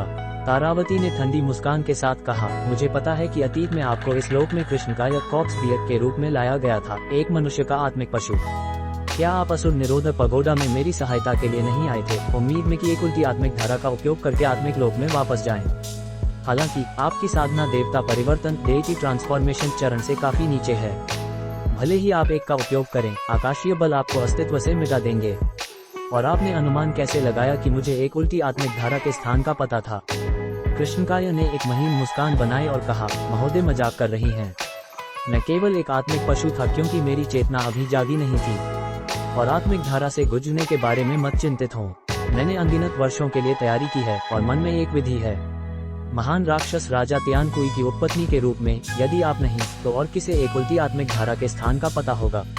तारावती ने फुंकारा और स्पष्ट रूप से कहा, आपको मुझ पर काफी विश्वास है, लेकिन सच कहूँ तो मैं अपने पुराने शरीर को पूरी तरह से वापस प्राप्त करने के बाद ही उल्टी आत्मिक धाराओं को खोज पाऊंगी। तो भागने के कोई विचार न रखें। कृष्णकाय ने मुस्कुराकर तुरंत जवाब दिया, जब तक मैं आपकी इच्छाएं पूरी करता हूं, तो आप हमें आत्मिक लोक ले जाने के लिए सहमत हो जाएंगी। हम स्वाभाविक रूप से आज्ञा का पालन करने के लिए अपनी पूरी कोशिश करेंगे। ये ठीक रहेगा, मेरे रक्षक के रूप में कार्य करें। तारावती संतुष्टि के साथ बोली। जल्द ही तारावती ने अपने हाथों में मंत्र की मुद्रा बनाई और उसका पूरा शरीर चांदी की रोशनी में चमकने लगा। उसी समय विद्युत मेघ सेवनवेंडर्स के अनुरोध के अनुसार जायान ने भी कार्रवाई की। उसने अपना हाथ खोला और नीचे कई बिजली के बाण छोड़े, जिससे असुरी ऊर्जा के बादल तितर बितर हो गए। जैसे ही विशाल भेड़िए का सामना संयुक्त साधकों से हुआ, विशाल असुरी ऊर्जा के बादलों से काली रोशनी की किरणें लगातार छूटती रहीं, जिसने पीली ऊर्जा के पहाड़ और अन्य हमलों को वापस धकेल दिया। असुरी ऊर्जा अब क्षेत्र के आधे से अधिक हिस्से में फैल चुकी थी, जिसने उपस्थित अधिकांश लोगों को घेर लिया था। अचानक पत्थर के स्तंभ धीरे धीरे चकाचौंध प्रकाश से जगमगा उठे और एक गुंजन निकाला। प्राचीन तांत्रिक अक्षर प्रत्येक पत्थर के स्तंभ से प्रकट हुए और कांपने लगे। ये दृश्य दोनों राक्षस और मनुष्य के लिए आश्चर्य का कारण था। लेकिन जब विद्युत मेघ ने ये देखा तो उसका चेहरा उतर गया। हालांकि उसने तारावती और कृष्णकाय की बातचीत पर ध्यान नहीं दिया था, लेकिन वह महसूस कर सकता था कि कुछ भयानक होने वाला है। दांत पीसकर उसने ढोल को हवा में फेंका और इसे हवा में तैरने दिया। फिर उसने कड़क कर कहा, सहचर महासागर, आप क्या कर रहे हैं? जल्दी इसे बाहर निकालो, अन्यथा हम विनाश का सामना करेंगे। इतनी लंबी भयंकर हमलों की झड़ी के बाद महासागर पितामह मास्टर सेबल अंततः शांत हुआ। असुरी ऊर्जा के भीतर इतने लंबे समय तक फंसे रहने के बाद उसे पहले से ही पता था कि मीरा पिलिंग लेडी मुकी नासेन सोल अब इस दुनिया में नहीं थी। विद्युत मेघ दाओस्ट सेवनवेंडर्स के ध्यान आकर्षित करने के आह्वान पर महासागर पितामह का चेहरा कठोर हो गया और उसने अपनी आस्तीन झटकी, अपने ऊपर एक पृथ्वी रंग का ब्लॉक बुलाया। वहीं एक अलौकिक चिकनी जैद से बनी थी जो चांदी और सुनहरे तांत्रिक अक्षरों की परतों से मध्यम रूप से चमक रही थी। इसमें एक विशाल आत्मिक ऊर्जा थी जो अजीब तरह से स्थिर थी। पर्वत विदारक मुद्रा, माउंटेन क्रशिंग सील। एक स्त्री के आश्चर्य से चिल्लाने की आवाज सुनाई दी। जायान ने आवाज के स्रोत का पीछा किया और रजत नेत्र लिंजिनपिन को आश्चर्य से उस उपकरण को देखते हुए पाया। वह ब्लॉक एक दिव्य आत्मिक खजाने की प्रतिकृति थी जो कुछ समय पहले उस भूमिगत नीलामी में प्रकट हुई थी जिसमें उसने भाग लिया था। हालांकि उसने जल्दी छोड़ दिया था, लेकिन बाद में उसने सुना था कि खजाने को एक खगोलीय राशि में खरीदा गया था। उसे उम्मीद नहीं थी कि यह उच्च जैनित संप्रदाय हाई जैनित सेक्ट के हाथों में चला गया था। संप्रदाय की धन संपदा उसके धर्मपक्ष के महानतम संप्रदाय के रूप में स्थिति का प्रमाण थी। जब पर्वत विदारक मुद्रा जगमगाई तो विद्युत मेघ ने कर्कश हंसी हंसी और जल्दी से अपना हाथ उठाया और हवा में तैर रहे लाल रोदन ढोल स्कारलेट क्राई ड्रम पर उंगली चलाई। फिर ढोल से एक बंद धमाके की आवाज गूंजी। छोटा उपकरण लाल रोशनी में जगमगाया और ढोल के चारों ओर लाल धुंध का एक चक्र बनने लगा। विद्युत मेघ ने ये देखकर फिर से अपनी उंगली चलाई और ढोल ने एक और धमाका किया, जिससे प्रकाश की चमक बढ़ती हुई चमकदारता के साथ भड़क उठी। एक निम्न और विधिवत ढोल बजने लगा और चक्र धीरे धीरे हवा में सूर्योदय की तरह ऊपर उठा, समय के साथ एक बढ़ती हुई और भयावह दबाव पैदा करते हुए। पर्वत विदारक मुद्रा के संबंध में महासागर पितामह ने पहले ही एक मंत्र पढ़ा था और ब्लॉक पर जादुई मुद्राओं से प्रहार किया, इसे एक 60 मीटर ऊंचे पहाड़ में विस्तृत कर दिया।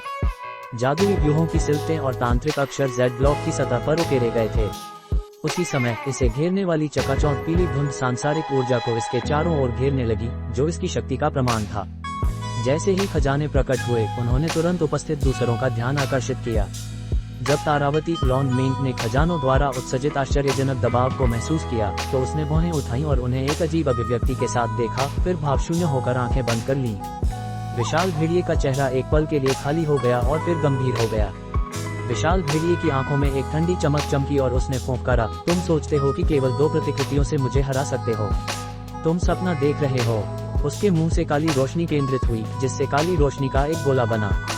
ये धीरे धीरे बाहर निकला और आकार में धीरे धीरे स्पंदन करने लगा। जल्द ही काली रोशनी की किरणें लयबद्ध रूप से गोले में डूब गईं और बिना किसी निशान के गायब हो गईं। गोला असाधारण गति से फैला और पलक झपकते ही इमारत के आकार का हो गया। तब तक तैरता रहा जब तक वह सीधे भेड़िए के सिर के ऊपर नहीं आ गया। गोले का रंग केवल एक अनंत शून्य के रूप में वर्णित किया जा सकता था, जो देखने वालों में एक अस्तित्वपरक भय पैदा करता था। फिर भी गोला फैलता रहा। जाओ। महासागर पितामह की भौहें डूब गईं और उसने हवा में विशाल मुद्रा की ओर इशारा किया, हमला शुरू करने में अग्रणीयता करते हुए। पर्वत विदारक मुद्रा रोशनी से चमक उठी और एक उल्का के रूप में वेदी की ओर दौड़ी। ढोल से बना लाल सूर्य कांपा और जल्द ही उसका अनुसरण किया। 2 चकाचौंध रोशनियां आश्चर्यजनक शक्ति लेकर आईं। उन्होंने असुरी ऊर्जा की धुंध को गीले कागज की तरह फाड़ दिया। भले ही वे वास्तविक दिव्य आत्मिक खजाने नहीं थे, लेकिन जब इस स्तर के समन्वय के लिए संयोजित किए गए तो उनकी संयुक्त शक्ति एक वास्तविक दिव्य आत्मिक खजाने के एक साधारण प्रहार के बराबर थी। विशाल भेड़िए ने बिना किसी हिचक के प्रतिशोध में अपने ऊपर विशाल काले गोले में प्रकाश की धुंध छोड़ी। काला गोला कांपा और मध्यम रूप से गूंजा। जल्द ही दोनों खजानों के हमले से मिलने के लिए आगे बढ़ा। जैसे ही यह आगे बढ़ा, इसने गति के प्रदर्शन में अपने आगे से गुजरने वाली सभी असुरी ऊर्जा को निगल लिया। तने हुए समय में तीनों द्रव्यमान एक दूसरे के साथ हवा में टकराए। टकराव ने क्षेत्र को हिला दिया। काली रोशनी, पीली धुंध और लाल चमक विस्फोट में फट पड़ी, जिसके परिणामस्वरूप आत्मिक दबाव ने ऊर्जा की एक दृश्यमान दीवार बनाई जिसने दुनिया को 2 में विभाजित कर दिया। एक तरफ तारामंडल आकाश की तरह एक विशाल खालीपन था और दूसरी तरफ एक आकाशगंगा की तरह पीले और लाल रंग की एक शानदार चमक थी। दोनों ओर से गरजने वाली गड़गड़ाहट की आवाजें सुनाई दी, मानो अनगिनत हथियार एक दूसरे से टकरा रहे हों। जैसे जैसे टकराव जारी रहा, प्रकाश की दीवार लगातार किसी भी तरफ खींची जा रही थी। हालांकि ये गतिरोध ज्यादा देर तक नहीं चला। जैसे ही विशाल भेड़िए ने प्रकाश की एक विशाल किरण के साथ काली दीवार को ईंधन देना जारी रखा, यह अंततः दोनों प्रतिकृतियों को वापस धकेलने लगी। महासागर पितामह और विद्युत मेघ दोनों के चेहरे बहुत बदल गए। दोनों ने उम्मीद नहीं की थी कि असुर केवल अपनी क्षमताओं पर निर्भर रहते हुए हमले को रोक सकेगी। जैसे जैसे टकराव जारी रहा, दोनों ने अपने खजानों पर जादुई मुद्राओं से प्रहार करना जारी रखा, उनमें बेतहाशा अपनी जादुई शक्ति डालते हुए। उन्होंने एक दूसरे को देखा आतंकित होकर। न केवल असुर बंधन पट्टियां पूरी तरह से बेकार थीं, बल्कि उनके सबसे शक्तिशाली खजाने भी उसे दबा नहीं सके थे। वेदी पर मौजूद सील के खुलने की कगार पर होने के कारण उन्हें पता था कि मामले बहुत खराब थे। जबकि उनके मन में भय बसने लगा, जायान ने अचानक अपने भंडारण थैली पर थप्पड़ मारा और अपने हाथ में त्रिज्वाला पंथ ट्राइफ्लेम पेन बुला लिया। उसने प्रकाश और अंधकार की दीवार की ओर एक गहरी नजर डाली और आह भरी। एक मानसिक आदेश के साथ उसने अपने मानव जैसे कठपुतली को अपने पीछे स्थानांतरित कर दिया, जो अभी भी छिपे हुए में ही थी। फिर उसने अपने हाथों को एक साथ थपथपाया, जिससे पंख आकार में बढ़ गया। जल्द ही पलक झपकते ही 10 मीटर बड़ा हो गया। उसे पता था कि असुर पूर्वज का सामना सीधे करना मूर्खता है, लेकिन उसे ये भी पता था कि यदि महासागर पितामह और विद्युत मेघ हार गए तो वह रोकने वाला अगला व्यक्ति होगा। फीनिक्स की चिल्लाहटों की एक श्रृंखला के साथ पंख से 3 रंगी लपट गरज उठी। वह पंख की पूरी क्षमता का उपयोग करने वाला था। यह एक महत्वपूर्ण क्षण था और वह अपनी किसी भी जादुई शक्ति को आरक्षित नहीं रख सकता था। सक्रिय होने पर त्रिज्वाला पंथ ने एक आश्चर्यजनक आत्मिक दबाव उत्सर्जित किया, जिससे तुरंत महासागर पितामह और विद्युत मेघ का ध्यान आकर्षित हुआ। जब महासागर पितामह ने उसके हाथ में पंख देखा तो वह चिल्ला पड़ा, सहचर। वह जायान को अपनी सांस बर्बाद करने में कोई दिलचस्पी नहीं थी और उसने बस पंख को हिलाया। अचानक 3 रंगी लौ हिंसक रूप से बाहर निकली और एक 15 मीटर लंबे पक्षी में संघनित हो गई। उसने एक चीख निकाली, अपने पंख फैलाए और सीधे प्रकाश दीवार की ओर गोता लगाया। 2 वरिष्ठ साधकों के आश्चर्यजनक नजरों के सामने पक्षी प्रकाश के एक हेलो में फट पड़ा, जिसने हवा में उड़ने वाले बड़े सुनहरे और चांदी के तांत्रिक अक्षरों की एक लहर पैदा की। फिर प्रकाश का हेलो एक झपके में गायब हो गया। लाल और पीली रोशनी अचानक उफन पड़ी। उनकी पंक्तियों में सुनहरी और चांदी की लपटों के प्रकट होने के बाद उन्होंने तुरंत ऊपरी हाथ हासिल कर लिया और एक अटूट शक्ति के साथ काली दीवार को वापस धकेलना शुरू कर दिया। रजत पंख वाले राक्षस, रजत नेत्र और अन्य ने पहले जायान को त्रिज्वाला पंथ का उपयोग करते हुए देखा था, लेकिन कृष्णकाय और तारावती ने नहीं देखा था और दोनों ने जायान को झटके के साथ देखा। महासागर पितामह और विद्युत मेघ इस आश्चर्य से प्रसन्न हुए। हालांकि उन्हें नहीं पता था कि वह एक आत्मिक खजाने की प्रतिकृति से कैसे मिला, लेकिन इसकी शक्ति पर्वत विदारक मुद्रा और लाल रोदन ढोल से कम नहीं थी। दोनों ने बिना किसी और विचार के कार्य किया और अपने खजानों को और भी अधिक शक्ति के साथ चमकने के लिए हड़बड़ी से नियंत्रित किया, एक ही झटके में असुर अवतार से निपटने के लिए इस नए अवसर का लाभ उठाने की तैयारी करते हुए। पूर्ण शक्ति वाला प्रहार छोड़ने के बाद जायान का रंग बेदम होकर पीला पड़ गया था। उसने तुरंत अपने हाथ में एक जैड की बोतल बुलाई और आत्मिक दूध की एक बूंद पी ली, जिससे उसकी समाप्त होती जादुई शक्ति तुरंत फिर से भर गई। जैसे ही वह समाप्त हुआ, उसने अचानक भेड़िए का दर्दनाक गर्जन सुना। उसका दिल कांप उठा और उसने जल्दी से सिर उठाया। उसने देखा कि एक काली रोशनी वेदी और भेड़िए दोनों को ढक रही थी, जो किसी को भी ये देखने से रोक रही थी कि क्या हो रहा था। जायान ने त्योरी चढ़ाई। उसकी आंखों से नीली रोशनी चमकी, लेकिन वह अभी भी इसके खिलाफ अंधा था। अचानक जायान ने कालापन से कुछ टिमटिमाहट महसूस की। ठीक उसी समय अंतराल में उसकी बाधा हिली और उसमें से एक ठंडी रोशनी फट पड़ी। प्रतिक्रिया करने का कोई मौका नहीं था। अच्छा नहीं, जायान का दिल धड़क गया और जल्द ही उसने एक स्पष्ट विस्फोट सुना, जिसके बाद कई धमाके हुए। उसका शरीर कांप उठा इससे पहले कि वह उड़ान भरने लगा। ये वेदी से एक आश्चर्यजनक चीख सुनाई दी, उसके बाद एक ठंडी फूंकार थी। इसमें से एक बार फिर कुछ टिमटिमाया।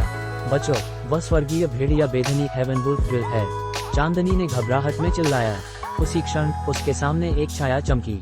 कई बंद धमाकों की आवाज सुनाई दी और छाया कई कदम पीछे गिरा दी गई। मानव जैसी कठपुतली के वस्त्रों को भेदते हुए एक अजीब मुड़ी हुई शॉर्ट उसके पेट में घुस रही थी।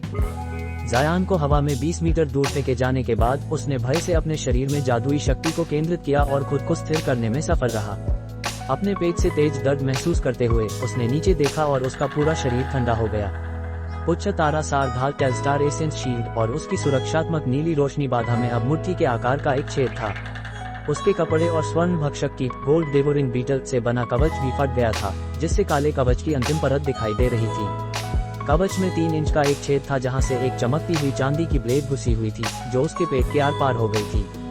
नीली ऊर्जा ने उसका चेहरा रोशन किया और वह चिल्लाया और अचानक उसके चारों ओर एक मध्यम सुनहरी बाधा बन गई। आश्चर्यजनक रूप से उसने एक अजीब ब्लेड से एक और हमला झेला।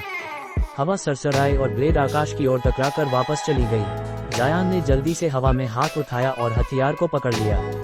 यह आधा फुट लंबा था और अर्धचंद्र की तरह मुड़ा हुआ था, लेकिन करीब से देखने पर यह ब्लेड बिल्कुल नहीं था। यह एक अविश्वसनीय रूप से तीक्ष्ण भेड़िए का नाखून जैसा था। जायान का दिल कांप उठा और उसने फिर से अपने पेट के घाव को देखा। घाव से खून नहीं बह रहा था, लेकिन एक चमकता हुआ कच्चा मांस दिखाई दे रहा था, जो मध्यम सुनहरे धागों के साथ मिला हुआ प्रतीत होता था। यह उसका अटल धातु कठोर मांस था, जो उसने ब्रह्म दृष्टि ब्राइट जेड टेक्निक की पहली परत की साधना करने के बाद प्राप्त किया था। अगर यह अंतिम सुरक्षा रेखा न होती तो हमला उसके दांतियन को भेद देता, जो एक घातक प्रहार होता। इसे स्वर्गीय भेड़िया बेधनी हेवन वुल्फ ड्रिल कहा जाता था, जो वास्तव में भयावह थी। अपने आश्चर्य में उसने सिर उठाया और अपने सामने खड़ी कठपुतली को देखा।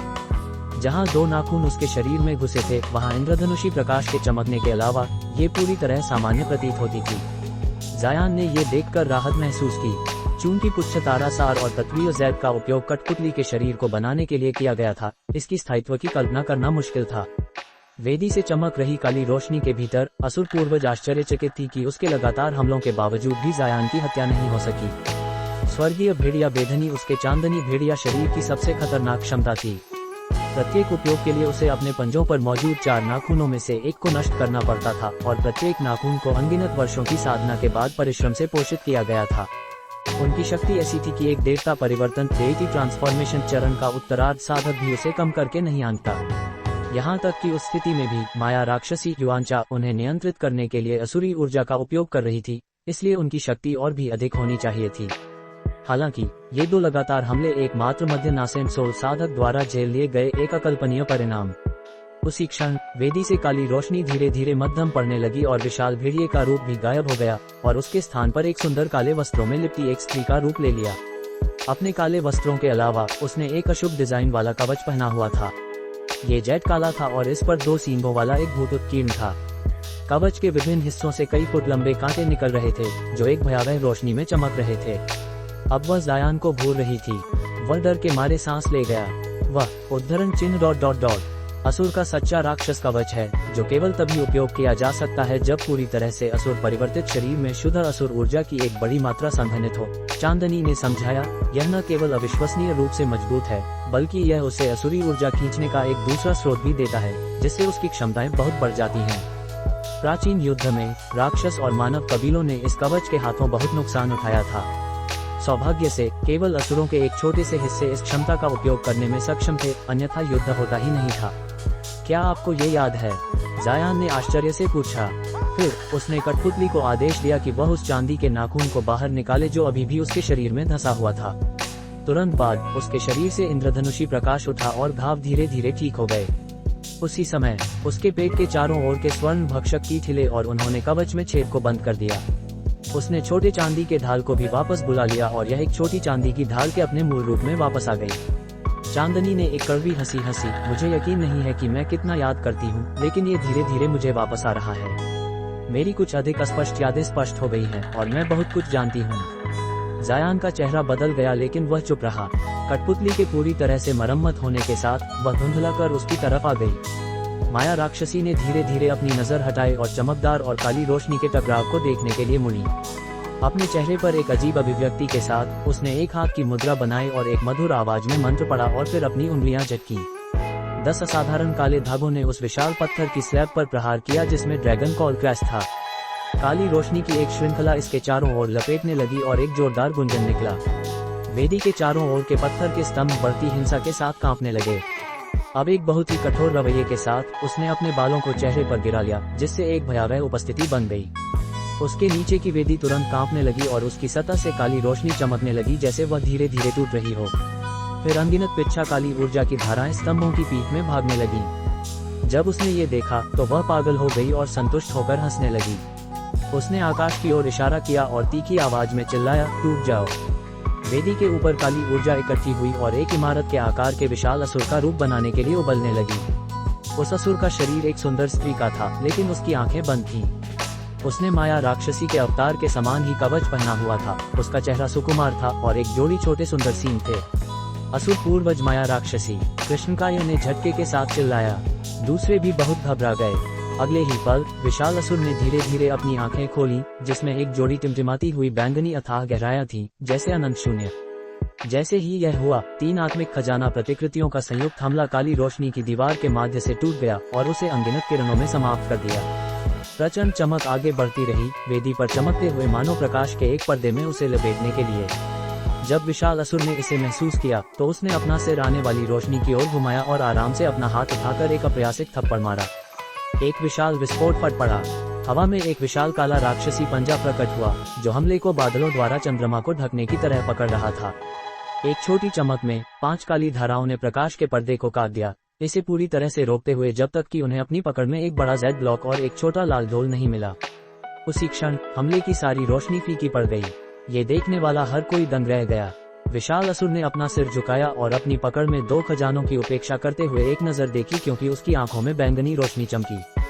फिर भ्रम के एक निशान के साथ एक ठंडी स्त्री की आवाज उसके मुंह से निकली, यह नश्वर लोक है। उसी क्षण तारावती के अधिष्ठित शरीर ने उछलने की तैयारी में हुआ त्यांकी की पीठ पर एक चांदी का भेड़िया सिर संघनित किया था। लेकिन जब उसने दूरी पर नए आए विशाल असुर को देखा तो चांदी का भेड़िया वापस हुआ त्यांकी के शरीर में समा गया। तारावती डरी हुई आंखों और कांपते शरीर के साथ जागी और चीखी, स्थानिक आत्मा पारण। वह माया राक्षसी की सच्ची आत्मा है। साधकों के चेहरों पर पूर्ण झटका था। महासागर पितामह और विद्युत मेघ के चेहरे रक्तहीन हो गए। असुर के पंजों ने शांति से बैंगनी लौ में जल उठे और उन्होंने तुरंत अपनी पकड़ में मौजूद खजानों को वाष्पित कर दिया। 2 दिव्य आत्मिक खजाना प्रतिकृतियां हंसी में आसानी के साथ नष्ट कर दी गईं। इसके बाद विशाल असुर ने अपनी भुजाएं वापस खींची और काले कवच वाली स्त्री का सामना करने के लिए धीरे धीरे मुड़ गया। उस स्त्री ने भावशून्य होकर विशाल असुर की नजरों का सामना किया और विशाल असुर ने ध्यान दिया, तो तुम अभी भी जिंदा हो। ऐसा लगता है कि मेरे पिछले प्रयास व्यर्थ नहीं गए। तो तुमने मुझे कीड़ों से निपटने के लिए यहाँ बुलाया। क्या तुम मानती हो कि मेरे प्रयास इतने सस्ते हैं? तुम्हें पता होना चाहिए कि तुमने अतीत में मुझे पहले ही 2 बार बुलाया है। इसके बाद मैं तुम्हें मिटा दूंगा। यहाँ तुम्हें बनाने के लिए मेरे द्वारा उपयोग की गई शुद्ध असुर ऊर्जा का उपयोग एक और अधिक विश्वसनीय हमारी पवित्र जाति के समूह को शुद्ध करने के लिए किया जा सकता था। भौहें उठाते हुए काले कवच वाली स्त्री ने ठंडे दिल से जवाब दिया, हम एक ही प्राणी हैं। मेरे पास कोई विकल्प न होने पर ही मैं ऐसा करती। अगर वेदी से लग रही सच्ची असुर ऊर्जा की सहायता और मेरी निराशाजनक परिस्थितियां न होती तो मैं तुम्हें बुला नहीं पाती। विशाल असुर ने वेदी से काली ऊर्जा के लगातार प्रवाह को देखा और सिर हिलाया, तो यह ऐसा था। मुझे यहाँ इकट्ठा करने में बहुत अधिक ऊर्जा लगी। तो ये तुम्हारी व्यक्तिगत असुरी ऊर्जा नहीं थी जिसने मुझे बुलाया। ऐसा लगता है कि मुझे जल्दी काम करना होगा। मैं नहीं जानता कि मैं कितनी देर तक बना रह सकता हूँ। फिर उसने राक्षसों और साधकों को देखने के लिए सिर घुमाया। असुर की बर्फीली नजर के तले उनमें से कई ने आतंक में चुपचाप पीछे हटना शुरू कर दिया। असुर ने उनके तड़पने को देखकर एक दुष्ट मुस्कान दी और अपना हाथ उठाकर उंगली चलाने से पहले एक चीख सुनाई दी, क्योंकि एक धुंधलापन दृष्टि से ओझल हो गया। विशाल असुर पक्षी से जूझ रहे सिंहबाज ने एक दयनीय चीख निकाली। उसका शरीर एक पल के लिए फूल गया और फिर अंदर धंस गया। रजत पंख वाला राक्षस जो अन्य असुर अवतार से लड़ रहा था, भय से कांप उठा और बिना किसी विचार के अपने पंख फड़फड़ाए और दृष्टि से ओझल हो गया। असुर पूर्वज माया राक्षसी के विशाल स्वरूप ने ठंडे दिल से फुंकारा और उसने उस दिशा में हाथ घुमाया जहां राक्षस गायब हुआ था। एक विशाल धमाके ने हवा को हिला दिया। 3 मीटर चौड़ा एक असुरी पंजा काली चमक की एक टिमटिमाहट में उतरा और आसानी से नीचे उतर गया। फिर असुरी पंजे के भीतर नीली रोशनी फूट पड़ी जिससे राक्षस प्रकट हुआ। उसकी वायु गतिविद्या को देख लिया गया था और आसानी से नष्ट कर दिया गया था। लेकिन उस क्षण राक्षस मोटी काली ऊर्जा से जकड़ा हुआ था और थोड़ा भी हिल नहीं सकता था। अपनी जान बचाने के अपने निराश और क्रोधित संघर्ष में उसने एक भयंकर चीख निकाली और उसके शरीर से अनगिनत काले धागे निकले और तुरंत फट पड़े। धूसर प्रकाश टिमटिमाया और बड़े विस्फोट हुए। पंजे की 5 उंगलियां अब एक साथ बंद हो गई थीं और हल्की चमकती हुई काली रोशनी ने धूसर प्रकाश को पूरी तरह से दबा दिया।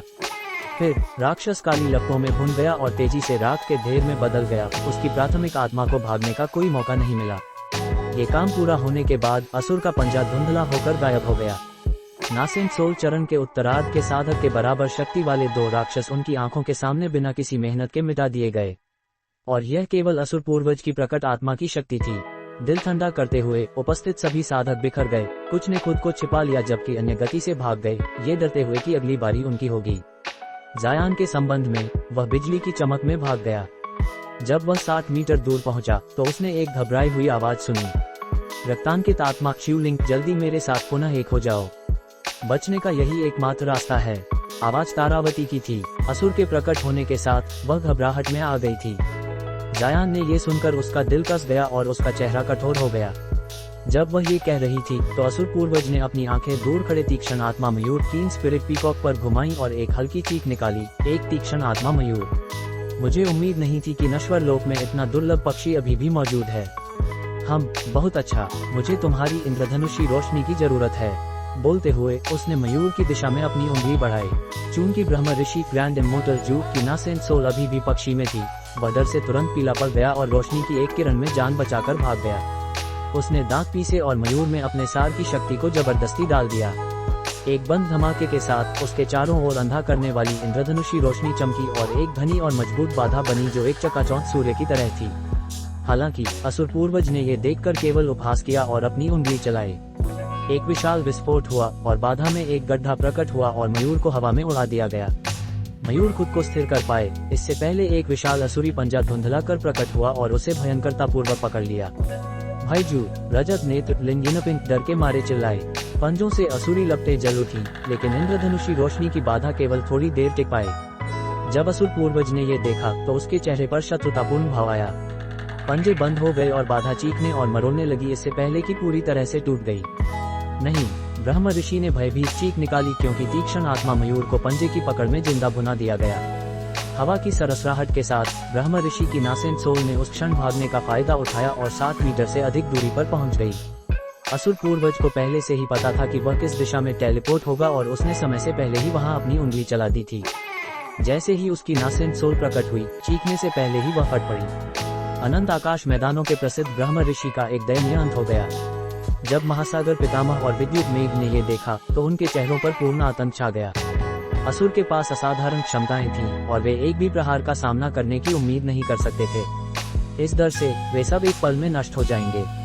जायान का चेहरा पूरी तरह से पीला पड़ गया था, लेकिन वह अभी भी बाहरी रूप से शांत बनाए रखने में कामयाब रहा। उसकी आंखों में एक ठंडी चमक भी देखी जा सकती थी। तुम क्या सोच रहे हो?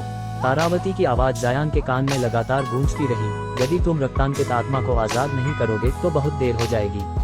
केवल लिरिना लिंगलोन, हमारा मूल स्वरूप, ही उसे रोकने की शक्ति रखती है। हम वास्तव में गायब नहीं होंगे और कुछ समय बाद अपने व्यक्तिगत स्वरूपों में अलग हो जाएंगे। जायान एक उदास चेहरे के साथ चुप रहा। अचानक चांदनी की आवाज जायान की आत्मिक दृष्टि के भीतर बोली, चिंता मत करो, मैं इसे स्वीकार करती हूँ, मैं वहाँ जा रही हूँ। अपने झटके में जायान ने कठोरता से कहा, चांदनी तुम क्या कह रही हो? तुम्हें कैसे पता कि एक बार फिर से मिलने के बाद तुम्हें अपनी मूल स्थिति में बहाल किया जाएगा? तुम्हारी वर्तमान आत्मा कितनी कमजोर है, इसे देखते हुए वह निश्चित रूप से प्रभावी प्राणी होगी। स्वामी, इससे कोई फर्क नहीं पड़ता। यदि तारावती और मैं आत्माओं को नहीं मिलाएंगे तो हम सब मर जाएंगे। इसे ध्यान में रखते हुए मैं जोखिम उठा सकती हूँ, चांदनी ने कहा। जल्द ही जायान की आस्तीन हिली और उसमें से एक सफेद रोमणी उड़कर तारावती के स्थान की ओर चली गई। तारावती खुशी से उसकी ओर उड़ी। जायान एक बदसूरत अभिव्यक्ति के साथ जगह पर खड़ा रहा, लेकिन उसका मुंह बंद रहा। वह सुन सकता था कि उसने खुद को समर्पित कर दिया था। ब्रह्म ऋषि की नासेंट सोल के नष्ट होने के तुरंत बाद तीक्ष्ण आत्मा मयूर का राक्षस केंद्र डेमन कोर्ट पंजे से बाहर निकला और काली रोशनी में लिप गया। मयूर का बाकी हिस्सा फिर अगाध काली लपटों के भीतर राख में टूट गया, केवल इंद्रधनुषी रोशनी को छोड़कर। प्रकाश चमकदार और पारदर्शी था, मानो ये क्रिस्टलीय हो। जैसे ही यह प्रकट हुआ, असुर के पंजे ने तुरंत उसे पकड़ लिया और वह दृष्टि से ओझल हो गया। निम्नलिखित क्षण में पंजा असुर पूर्वज के ऊपर फिर से प्रकट हुआ, अभी भी इंद्रधनुषी रोशनी को पकड़े हुए था। असुर पूर्वज ने रोशनी को खुशी के एक मध्यम निशान के साथ देखा और उसने एक घनी काली हवा थूकी, जिसने इंद्रधनुषी रोशनी को अपने में घेर लिया। हवा जल्दी से आकार में सिकुड़ गई और रोशनी को एक अंगूठे के आकार के मोती में संघनित कर दिया। असुर पूर्वज ने अपने हाथ में क्रिस्टल को देखा और फिर इसे अपने पीछे अपने अवतार की ओर फेंक दिया, उदासीनता से कहते हुए, इस मोती का मेरे लिए कुछ उपयोग है। इसे अगले अवसर पर असुर लोक डेविल व्यू वापस भेज दो। मुझे निराश मत करो। जब काले कवच वाली स्त्री ने ये सुना तो वह कुछ हैरान हुई, लेकिन फिर भी उसने मोती को पकड़ लिया। जैसे ही उसने मोती को दोनों हाथों में पकड़ा, ये दृष्टि से विकृत होकर गायब हो गया। इसके साथ असुर पूर्वज ने अपनी नजरें जायान पर लगा दी। उसके सुंदर चेहरे पर निर्दयता अंकित थी। जायान का चेहरा धंस गया और उसके मन में हलचल हुई। उसकी कठपुतली उसके सामने धुंधलाने के बाद उसने पुच्छ तारा सारधाल को अपने हाथ में ले लिया और एक चांदी की रोशनी की बाधा का उत्सर्जन किया, जिसने उन दोनों को ढांप लिया। उसने अपने दूसरे हाथ में एक जादुई मुद्रा पकड़ी और उसके शरीर से इंद्रधनुषी प्रकाश लगातार चमकता रहा। जायान इस दौरान निष्क्रिय नहीं था। उसने अपने हाथ में त्रिज्वाला पंथ ट्राइफ्लेम फैन को कसकर पकड़ा और दूसरे हाथ से अपने सिर के चारों ओर घूमती हुई विशाल तलवार की ओर इशारा किया। विशाल तलवार गूंजी और सैकड़ों चमकती हुई सुनहरी तलवार रोशनियों में विघटित हो गई। वे चांदी की रोशनी की बाधा के चारों ओर घूमती हुई एक विशाल द्रव्यमान बनाती हैं, जो मध्यम रूप से एक विशाल कमल के समान था। जैसे ही यह हवा में घूमा, यह एक शानदार प्रदर्शन में खिल गया। फिर कमल से गर्जना हुई और सुनहरी चिंगारियों में फट पड़ी। एक अश्रव्य मंत्र के साथ जायान ने वज्र बाधा वज्र कवच को सक्रिय किया और ब्रह्म दृष्टि कला का चलाया। अपनी त्वचा के चारों ओर सुनहरी रोशनी की एक परत बुलाई और उसके मांस को मध्यम सुनहरे रंग में बदल दिया। जायान ने जिन दो वस्तुओं पर माया राक्षसी के हमले से बचने के लिए सबसे अधिक भरोसा किया, वे उसके शरीर में बेचैनी से हिल रही थीं। जायान की रक्षात्मक तैयारियां पलक झपकते ही पूरी हो गईं, लेकिन वह अभी भी पूरी तरह से बेचैन महसूस कर रहा था। उसे पता था कि उसकी दुर्जय रक्षा को असुर पूर्वज माया राक्षसी द्वारा आसानी से मिटा दिया जाएगा। दिव्य वज्र विनाशक बिजली। असुर पूर्वज ने आश्चर्य से पलक झपकाए और जब उसने उसके चारों ओर कमल से निकलती सुनहरी बिजली को देखा तो चिल्लाई, लेकिन उसने फिर भी उसकी ओर उंगली चला दी। हवा में दो स्पष्ट धमाकों की आवाज गूंजी। आवाजें जोरदार नहीं थीं। पहले धमाके ने बांस बादल तलवारों बाम्बू क्लाउड स्वॉर्म स्वॉर्ड्स से बने सुनहरी कमल में एक विशाल छेद छोड़ दिया। आंधी चांदी की बाधा में एक गड्ढा प्रकट हुआ और यह जल्द ही कांच की तरह फट गई। सुनहरी बाधा भी बेतहाशा चमकी और फिर एक स्पष्ट ध्वनि के साथ टूट गई। उस विलंब के क्षण में जायान की आंखों में नीली रोशनी चमकी और वह स्पष्ट रूप से देख सका कि उसकी ओर क्या उड़ रहा था। जैसे ही उसने उसकी ओर त्रिज्वाला पंख लहराया, उसके चेहरे पर पूर्ण अविश्वास का भाव था। जायान की प्रकाश बाधा को जिस चीज ने नष्ट किया, वह एक बीन के आकार का दूधिया सफेद पारदर्शी मोती था। यह असुर पूर्वज माया राक्षसी की आत्मिक दृष्टि का संघनित प्रकटीकरण था। इसे अकेले ही यह सोचने की क्षमता वर्तमान समझ से परे एक आत्मिक दृष्टि की आवश्यकता थी। यह कोई आश्चर्य की बात नहीं थी कि असुर पूरी आसानी से नासेंट सोल स्तर के अंतिम चरण के प्राणियों को मारने में सक्षम था।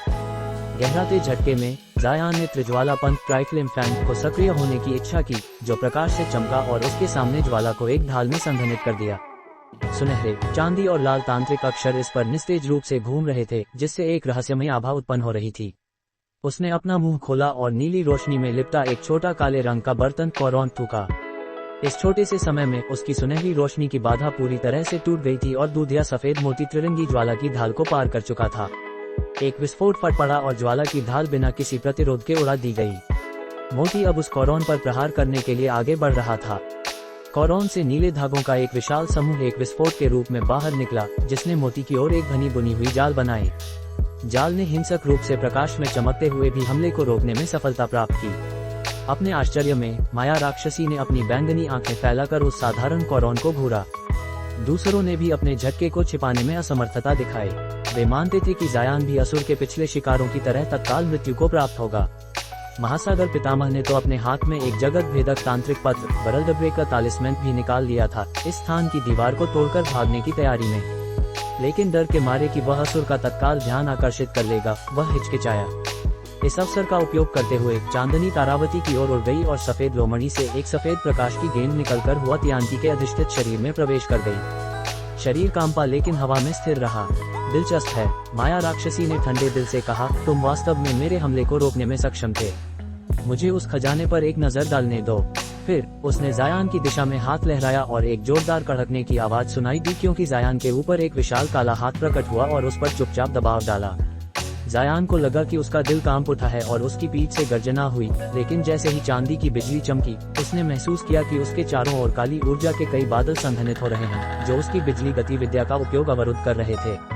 अपने भय में वह जानता था कि वह इस असुर से नहीं भाग पाएगा और कोई अन्य विकल्प न होने पर वह केवल अपनी आत्मिक दृष्टि का उपयोग करके अपने सामने स्वर्ग शून्य कौरौन हेवन वॉइड कौरौन को सक्रिय कर सका, जिसने नीले धागों की एक और घनी झड़ी छोड़ी। उसी समय उसकी कठपुतली ने अपनी भुजा उठाई।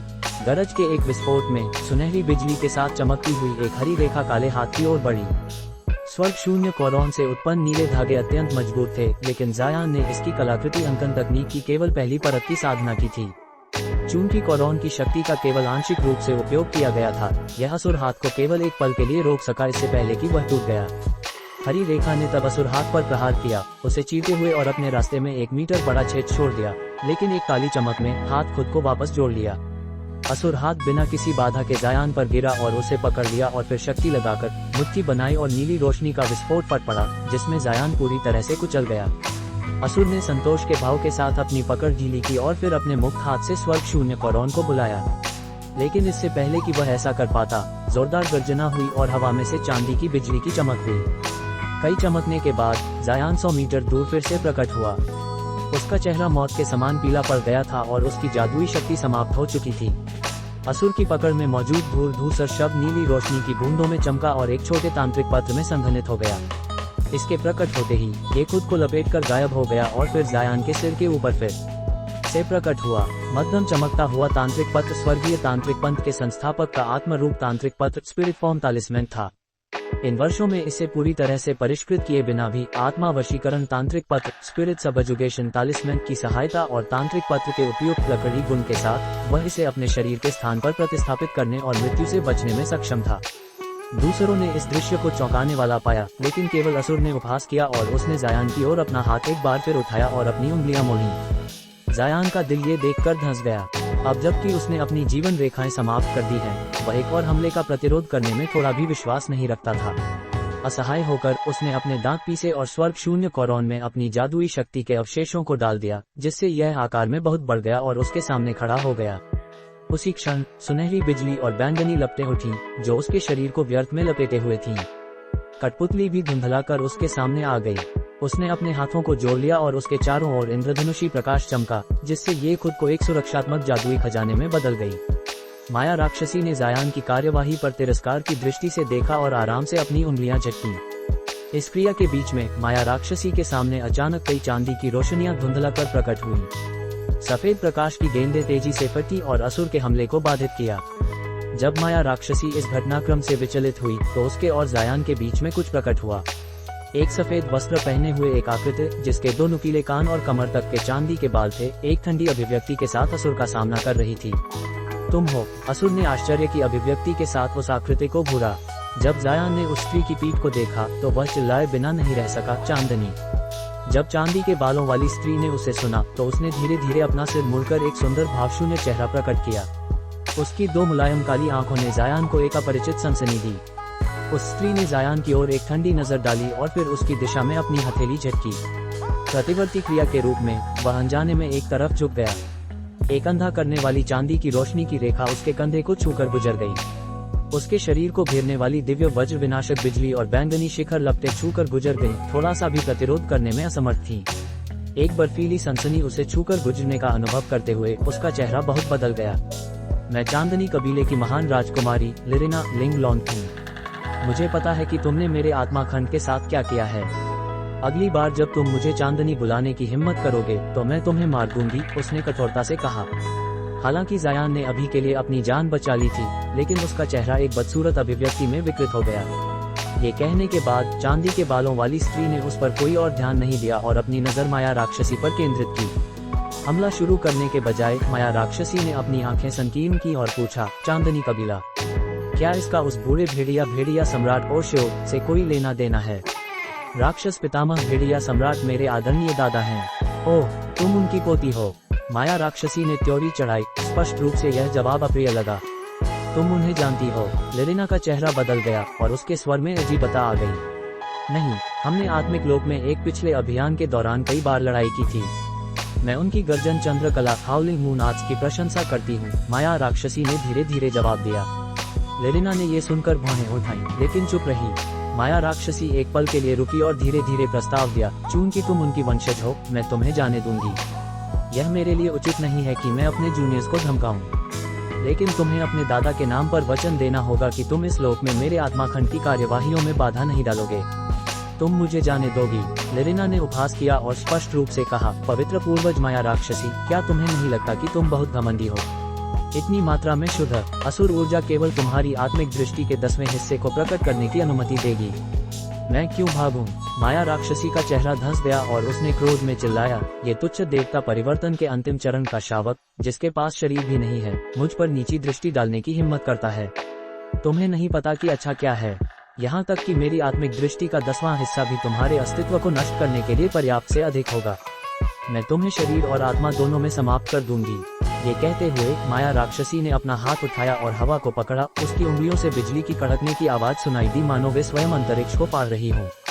उसके हाथ से अनगिनत क्रिस्टलीय रेखाएं तुरंत निकली, जिसने विश्व हिला देने वाली शक्ति लेकर एक सुंदर चमकती हुई लहर बनाई। लिरिना ने जवाब में अपने मुंह से एक हथेली के आकार की प्लेट थूकी। प्लेट पिच्छा काले रंग की थी और इसकी सतह से तारों की रोशनी की बूंदें चमक रही थीं। जब क्रिस्टलीय रेखाएं उसके पास पहुंची, तो वे प्लेट के चारों ओर घूमी और बहरे ढंग से गूंजी। प्लेट से एक अदृश्य आकर्षक शक्ति फूटी और रेखाओं को आग की लपटों की ओर पतंगों की तरह आकर्षित किया। पलक झपकते ही आकाश एक उज्ज्वल और सुंदर रंग से भर गया। तारा विरोधी प्लेट, स्टार डिफाइंग प्लेट। माया राक्षसी कांप गई और अविश्वास से चिल्लाए। दूरी पर हुआ तियांकी के शरीर की रक्षा कर रहे कृष्णकाय की आंखें चमक उठी जब उसने सुना कि माया राक्षसी ने क्या कहा, और उसने लिरिना के हाथ में प्लेट को अजीब झटके के साथ घूरा। साधकों के रूप में वे प्लेट का नाम सुनकर एक दूसरे को आश्चर्य से नहीं देख सके और फिर लालच की दृष्टि से उस प्लेट को देखने लगे। 4 महान राक्षस सम्राटों से तुम्हारा क्या संबंध है? केवल उन बूढ़े भूतों और 3 मानव सम्राटों के पास ही तारा विरोधी प्लेट रखने की योग्यता है। चांदी के बालों वाली स्त्री लिरिना ने अपने सामने प्लेट की ओर इशारा किया, जिससे इसकी गति तत्काल के लिए रुक गई। उसने शांत भाव से जवाब दिया, तुम्हें लगता है कि मैं तुम्हें जवाब दूंगी? चूंकि तुम राक्षस कबीलों से हो, तुम्हारा मानव सम्राटों से ज्यादा संबंध नहीं होना चाहिए। जब राक्षस सम्राटों ने हमारे पवित्र लोक में संयुक्त आक्रमण किया था, तो उन्होंने मेरे अनगिनत साथियों को मारा था। चूंकि तुम्हारा उनसे संबंध है, मैं तुम्हारे आदरणीय दादा का कोई और सम्मान नहीं करूंगा। माया राक्षसी के चेहरे पर एक हत्यारा भाव आया। उसने अपने हाथों को एक साथ ताली बजाई, एक आत्मिक दबाव का भंवर बुलाया जिसने उसके विशाल आकृति को दृष्टि से धुंधला दिया। एक पल बाद उसकी उंगलियों से क्रिस्टलीय रेखाएं फूटी और उसने अपने चारों ओर की जगह को चीर दिया। भंवर बिखर गया और काली धुंध की एक लहर छोड़ दी, जिसमें एक विशाल क्रिस्टलीय आकृति थी जिसकी आंखें भयावह बैंगनी लपटें थीं। आइए देखें कि क्या तारा विरोधी प्लेट मेरे जागृत हमले का सामना कर सकती है। विशाल आकृति ने एक शक्तिशाली आवाज में बोला और अपना हाथ उठाया। उसकी हथेली के केंद्र से तेज रोशनी का विकिरण हो रहा था। जब लिरिना ने ये देखा तो उसने एक सौम्य मुस्कान बनाई जो एक जमी हुई सर्दी को खिलती बसंत में बदलने में सक्षम थी। ठंडे असुर के सामने एक विपरीत अंतर। तुम्हें लगता है कि तुम्हारे पास खेलने का अभी भी समय है? तुम्हारा मतलब क्या है? क्रिस्टलीय विशाल आकृति आश्चर्य से पलक झपकाए। उसी क्षण वेदी के चारों ओर के दर्जन भर पत्थर के स्तंभों से टिमटिमाती हुई रोशनी अचानक पूरी तरह से मध्यम हो गई। उन्हें घेरने वाले विशाल व्यूह के निष्क्रिय होने के साथ माया राक्षसी को बनाए रखने वाली असुरी ऊर्जा का निरंतर प्रवाह रुक गया। इस घटनाक्रम के सामने क्रिस्टलीय आकृति ने क्रोधित चेतावनी व्यक्त की। चूंकि उसने अपनी आत्मिक दृष्टि का उपयोग अपने शरीर को सामग्री बनाने के लिए किया था, उसने अपनी सीमित शुद्ध असुर ऊर्जा की आपूर्ति पूरी तरह से खाली थी। यह उसके लिए अच्छा नहीं था। उसने तुरंत एक चीख निकाली और उसकी उठी हुई हथेली से रोशनी चमकी। लिरिना की ओर 1 फुट मोटी ऊर्जा किरण का संघनन किया। हमले को छोड़ते हुए उसने अपनी बाकी शुद्ध असुर ऊर्जा का उपभोग कर लिया। माया राक्षसी ने अपमान के साथ गर्जना की, क्योंकि उसका क्रिस्टलीय शरीर टूटने और धीरे धीरे चूर चूर होने लगा। उसे बांधने के लिए कुछ भी न होने के कारण वह दुनिया से गायब हो गई। आधी चैनल की गई क्रिस्टलीय किरण अगले क्षण लिरिना के सामने पहुंची। वह पहले से ही हमले के लिए तैयार थी और उसने अपने सामने की प्लेट पर एक चांदी की जादुई मुद्रा से प्रहार किया था। प्लेट अचानक आकार में बढ़ गई और हमले को अवशोषित करने की तैयारी में तारों की रोशनी के साथ बेतहाशा टिमटिमाने लगी। लेकिन ये स्पष्ट था कि क्रिस्टलीय किरण असाधारण रूप से शक्तिशाली थी, भले ही ये केवल आधी पूर्ण थी। तारा विरोधी प्लेट ने चीखने की आवाज की, कांपी और हमले में वापस धकेली भी गई। लिरिना की अभिव्यक्ति से स्पष्ट था कि यह उसकी उम्मीदों के विरुद्ध था। उसके हाथ में चांदी की रोशनी चमकी और वह जल्दी से आगे बढ़ी और प्लेट के किनारे पर थपथपाया। लेकिन एक अविश्वसनीय प्रदर्शन में प्लेट में तारों की रोशनी उठी और क्रिस्टलीय किरण प्लेट के पीछे से निकली। लिरिना के पेट में प्रहार किया। अपने चेहरे पर महान झटके के साथ उसके शरीर के चारों ओर चांदी की रोशनी चमकी। हमला उसके शरीर के आर पार हो गया था। लगातार दर्द से कराहते हुए वह व्यथा में लड़खड़ाए और घाव के चारों ओर चांदी की रोशनी केंद्रित हुई। मूल रूप से उस स्त्री का शरीर अत्यधिक शक्तिशाली आत्मिक दृष्टि से संघनित हुआ था। इससे साधारण हमले व्यर्थ हो जाते, लेकिन क्रिस्टलीय किरण भी आत्मिक दृष्टि से संघनित थी और उसे गंभीर रूप से घायल कर गई। इस दृश्य ने सभी को मंत्रमुग्ध कर दिया था। जब साधकों ने देखा कि विशाल असुर नष्ट हो गया है, तो वे खुशी से झूम उठे। काले कवच वाली असुर अवतार के संबंध में वह पूर्ण अविश्वास में थी। उसे केवल बहुत प्रयास और योजना बनाकर अपने मूल स्व की केवल आत्मिक दृष्टि को बुलाने में सफलता मिली थी। ये पूरी तरह से अजीब था कि हमला किए बिना पत्थर के स्तंभ अचानक काम करना बंद कर दिए थे।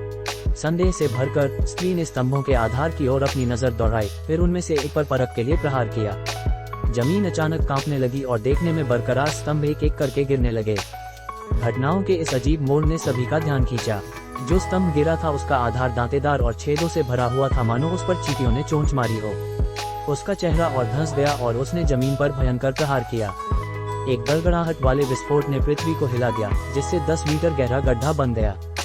बिखरे हुए मलबे में सुनहरी चमक चमकी। उसने मलबे की दिशा में अपना हाथ बढ़ाया और एक चमकते हुए बीटल को अपने हाथ में बुला लिया।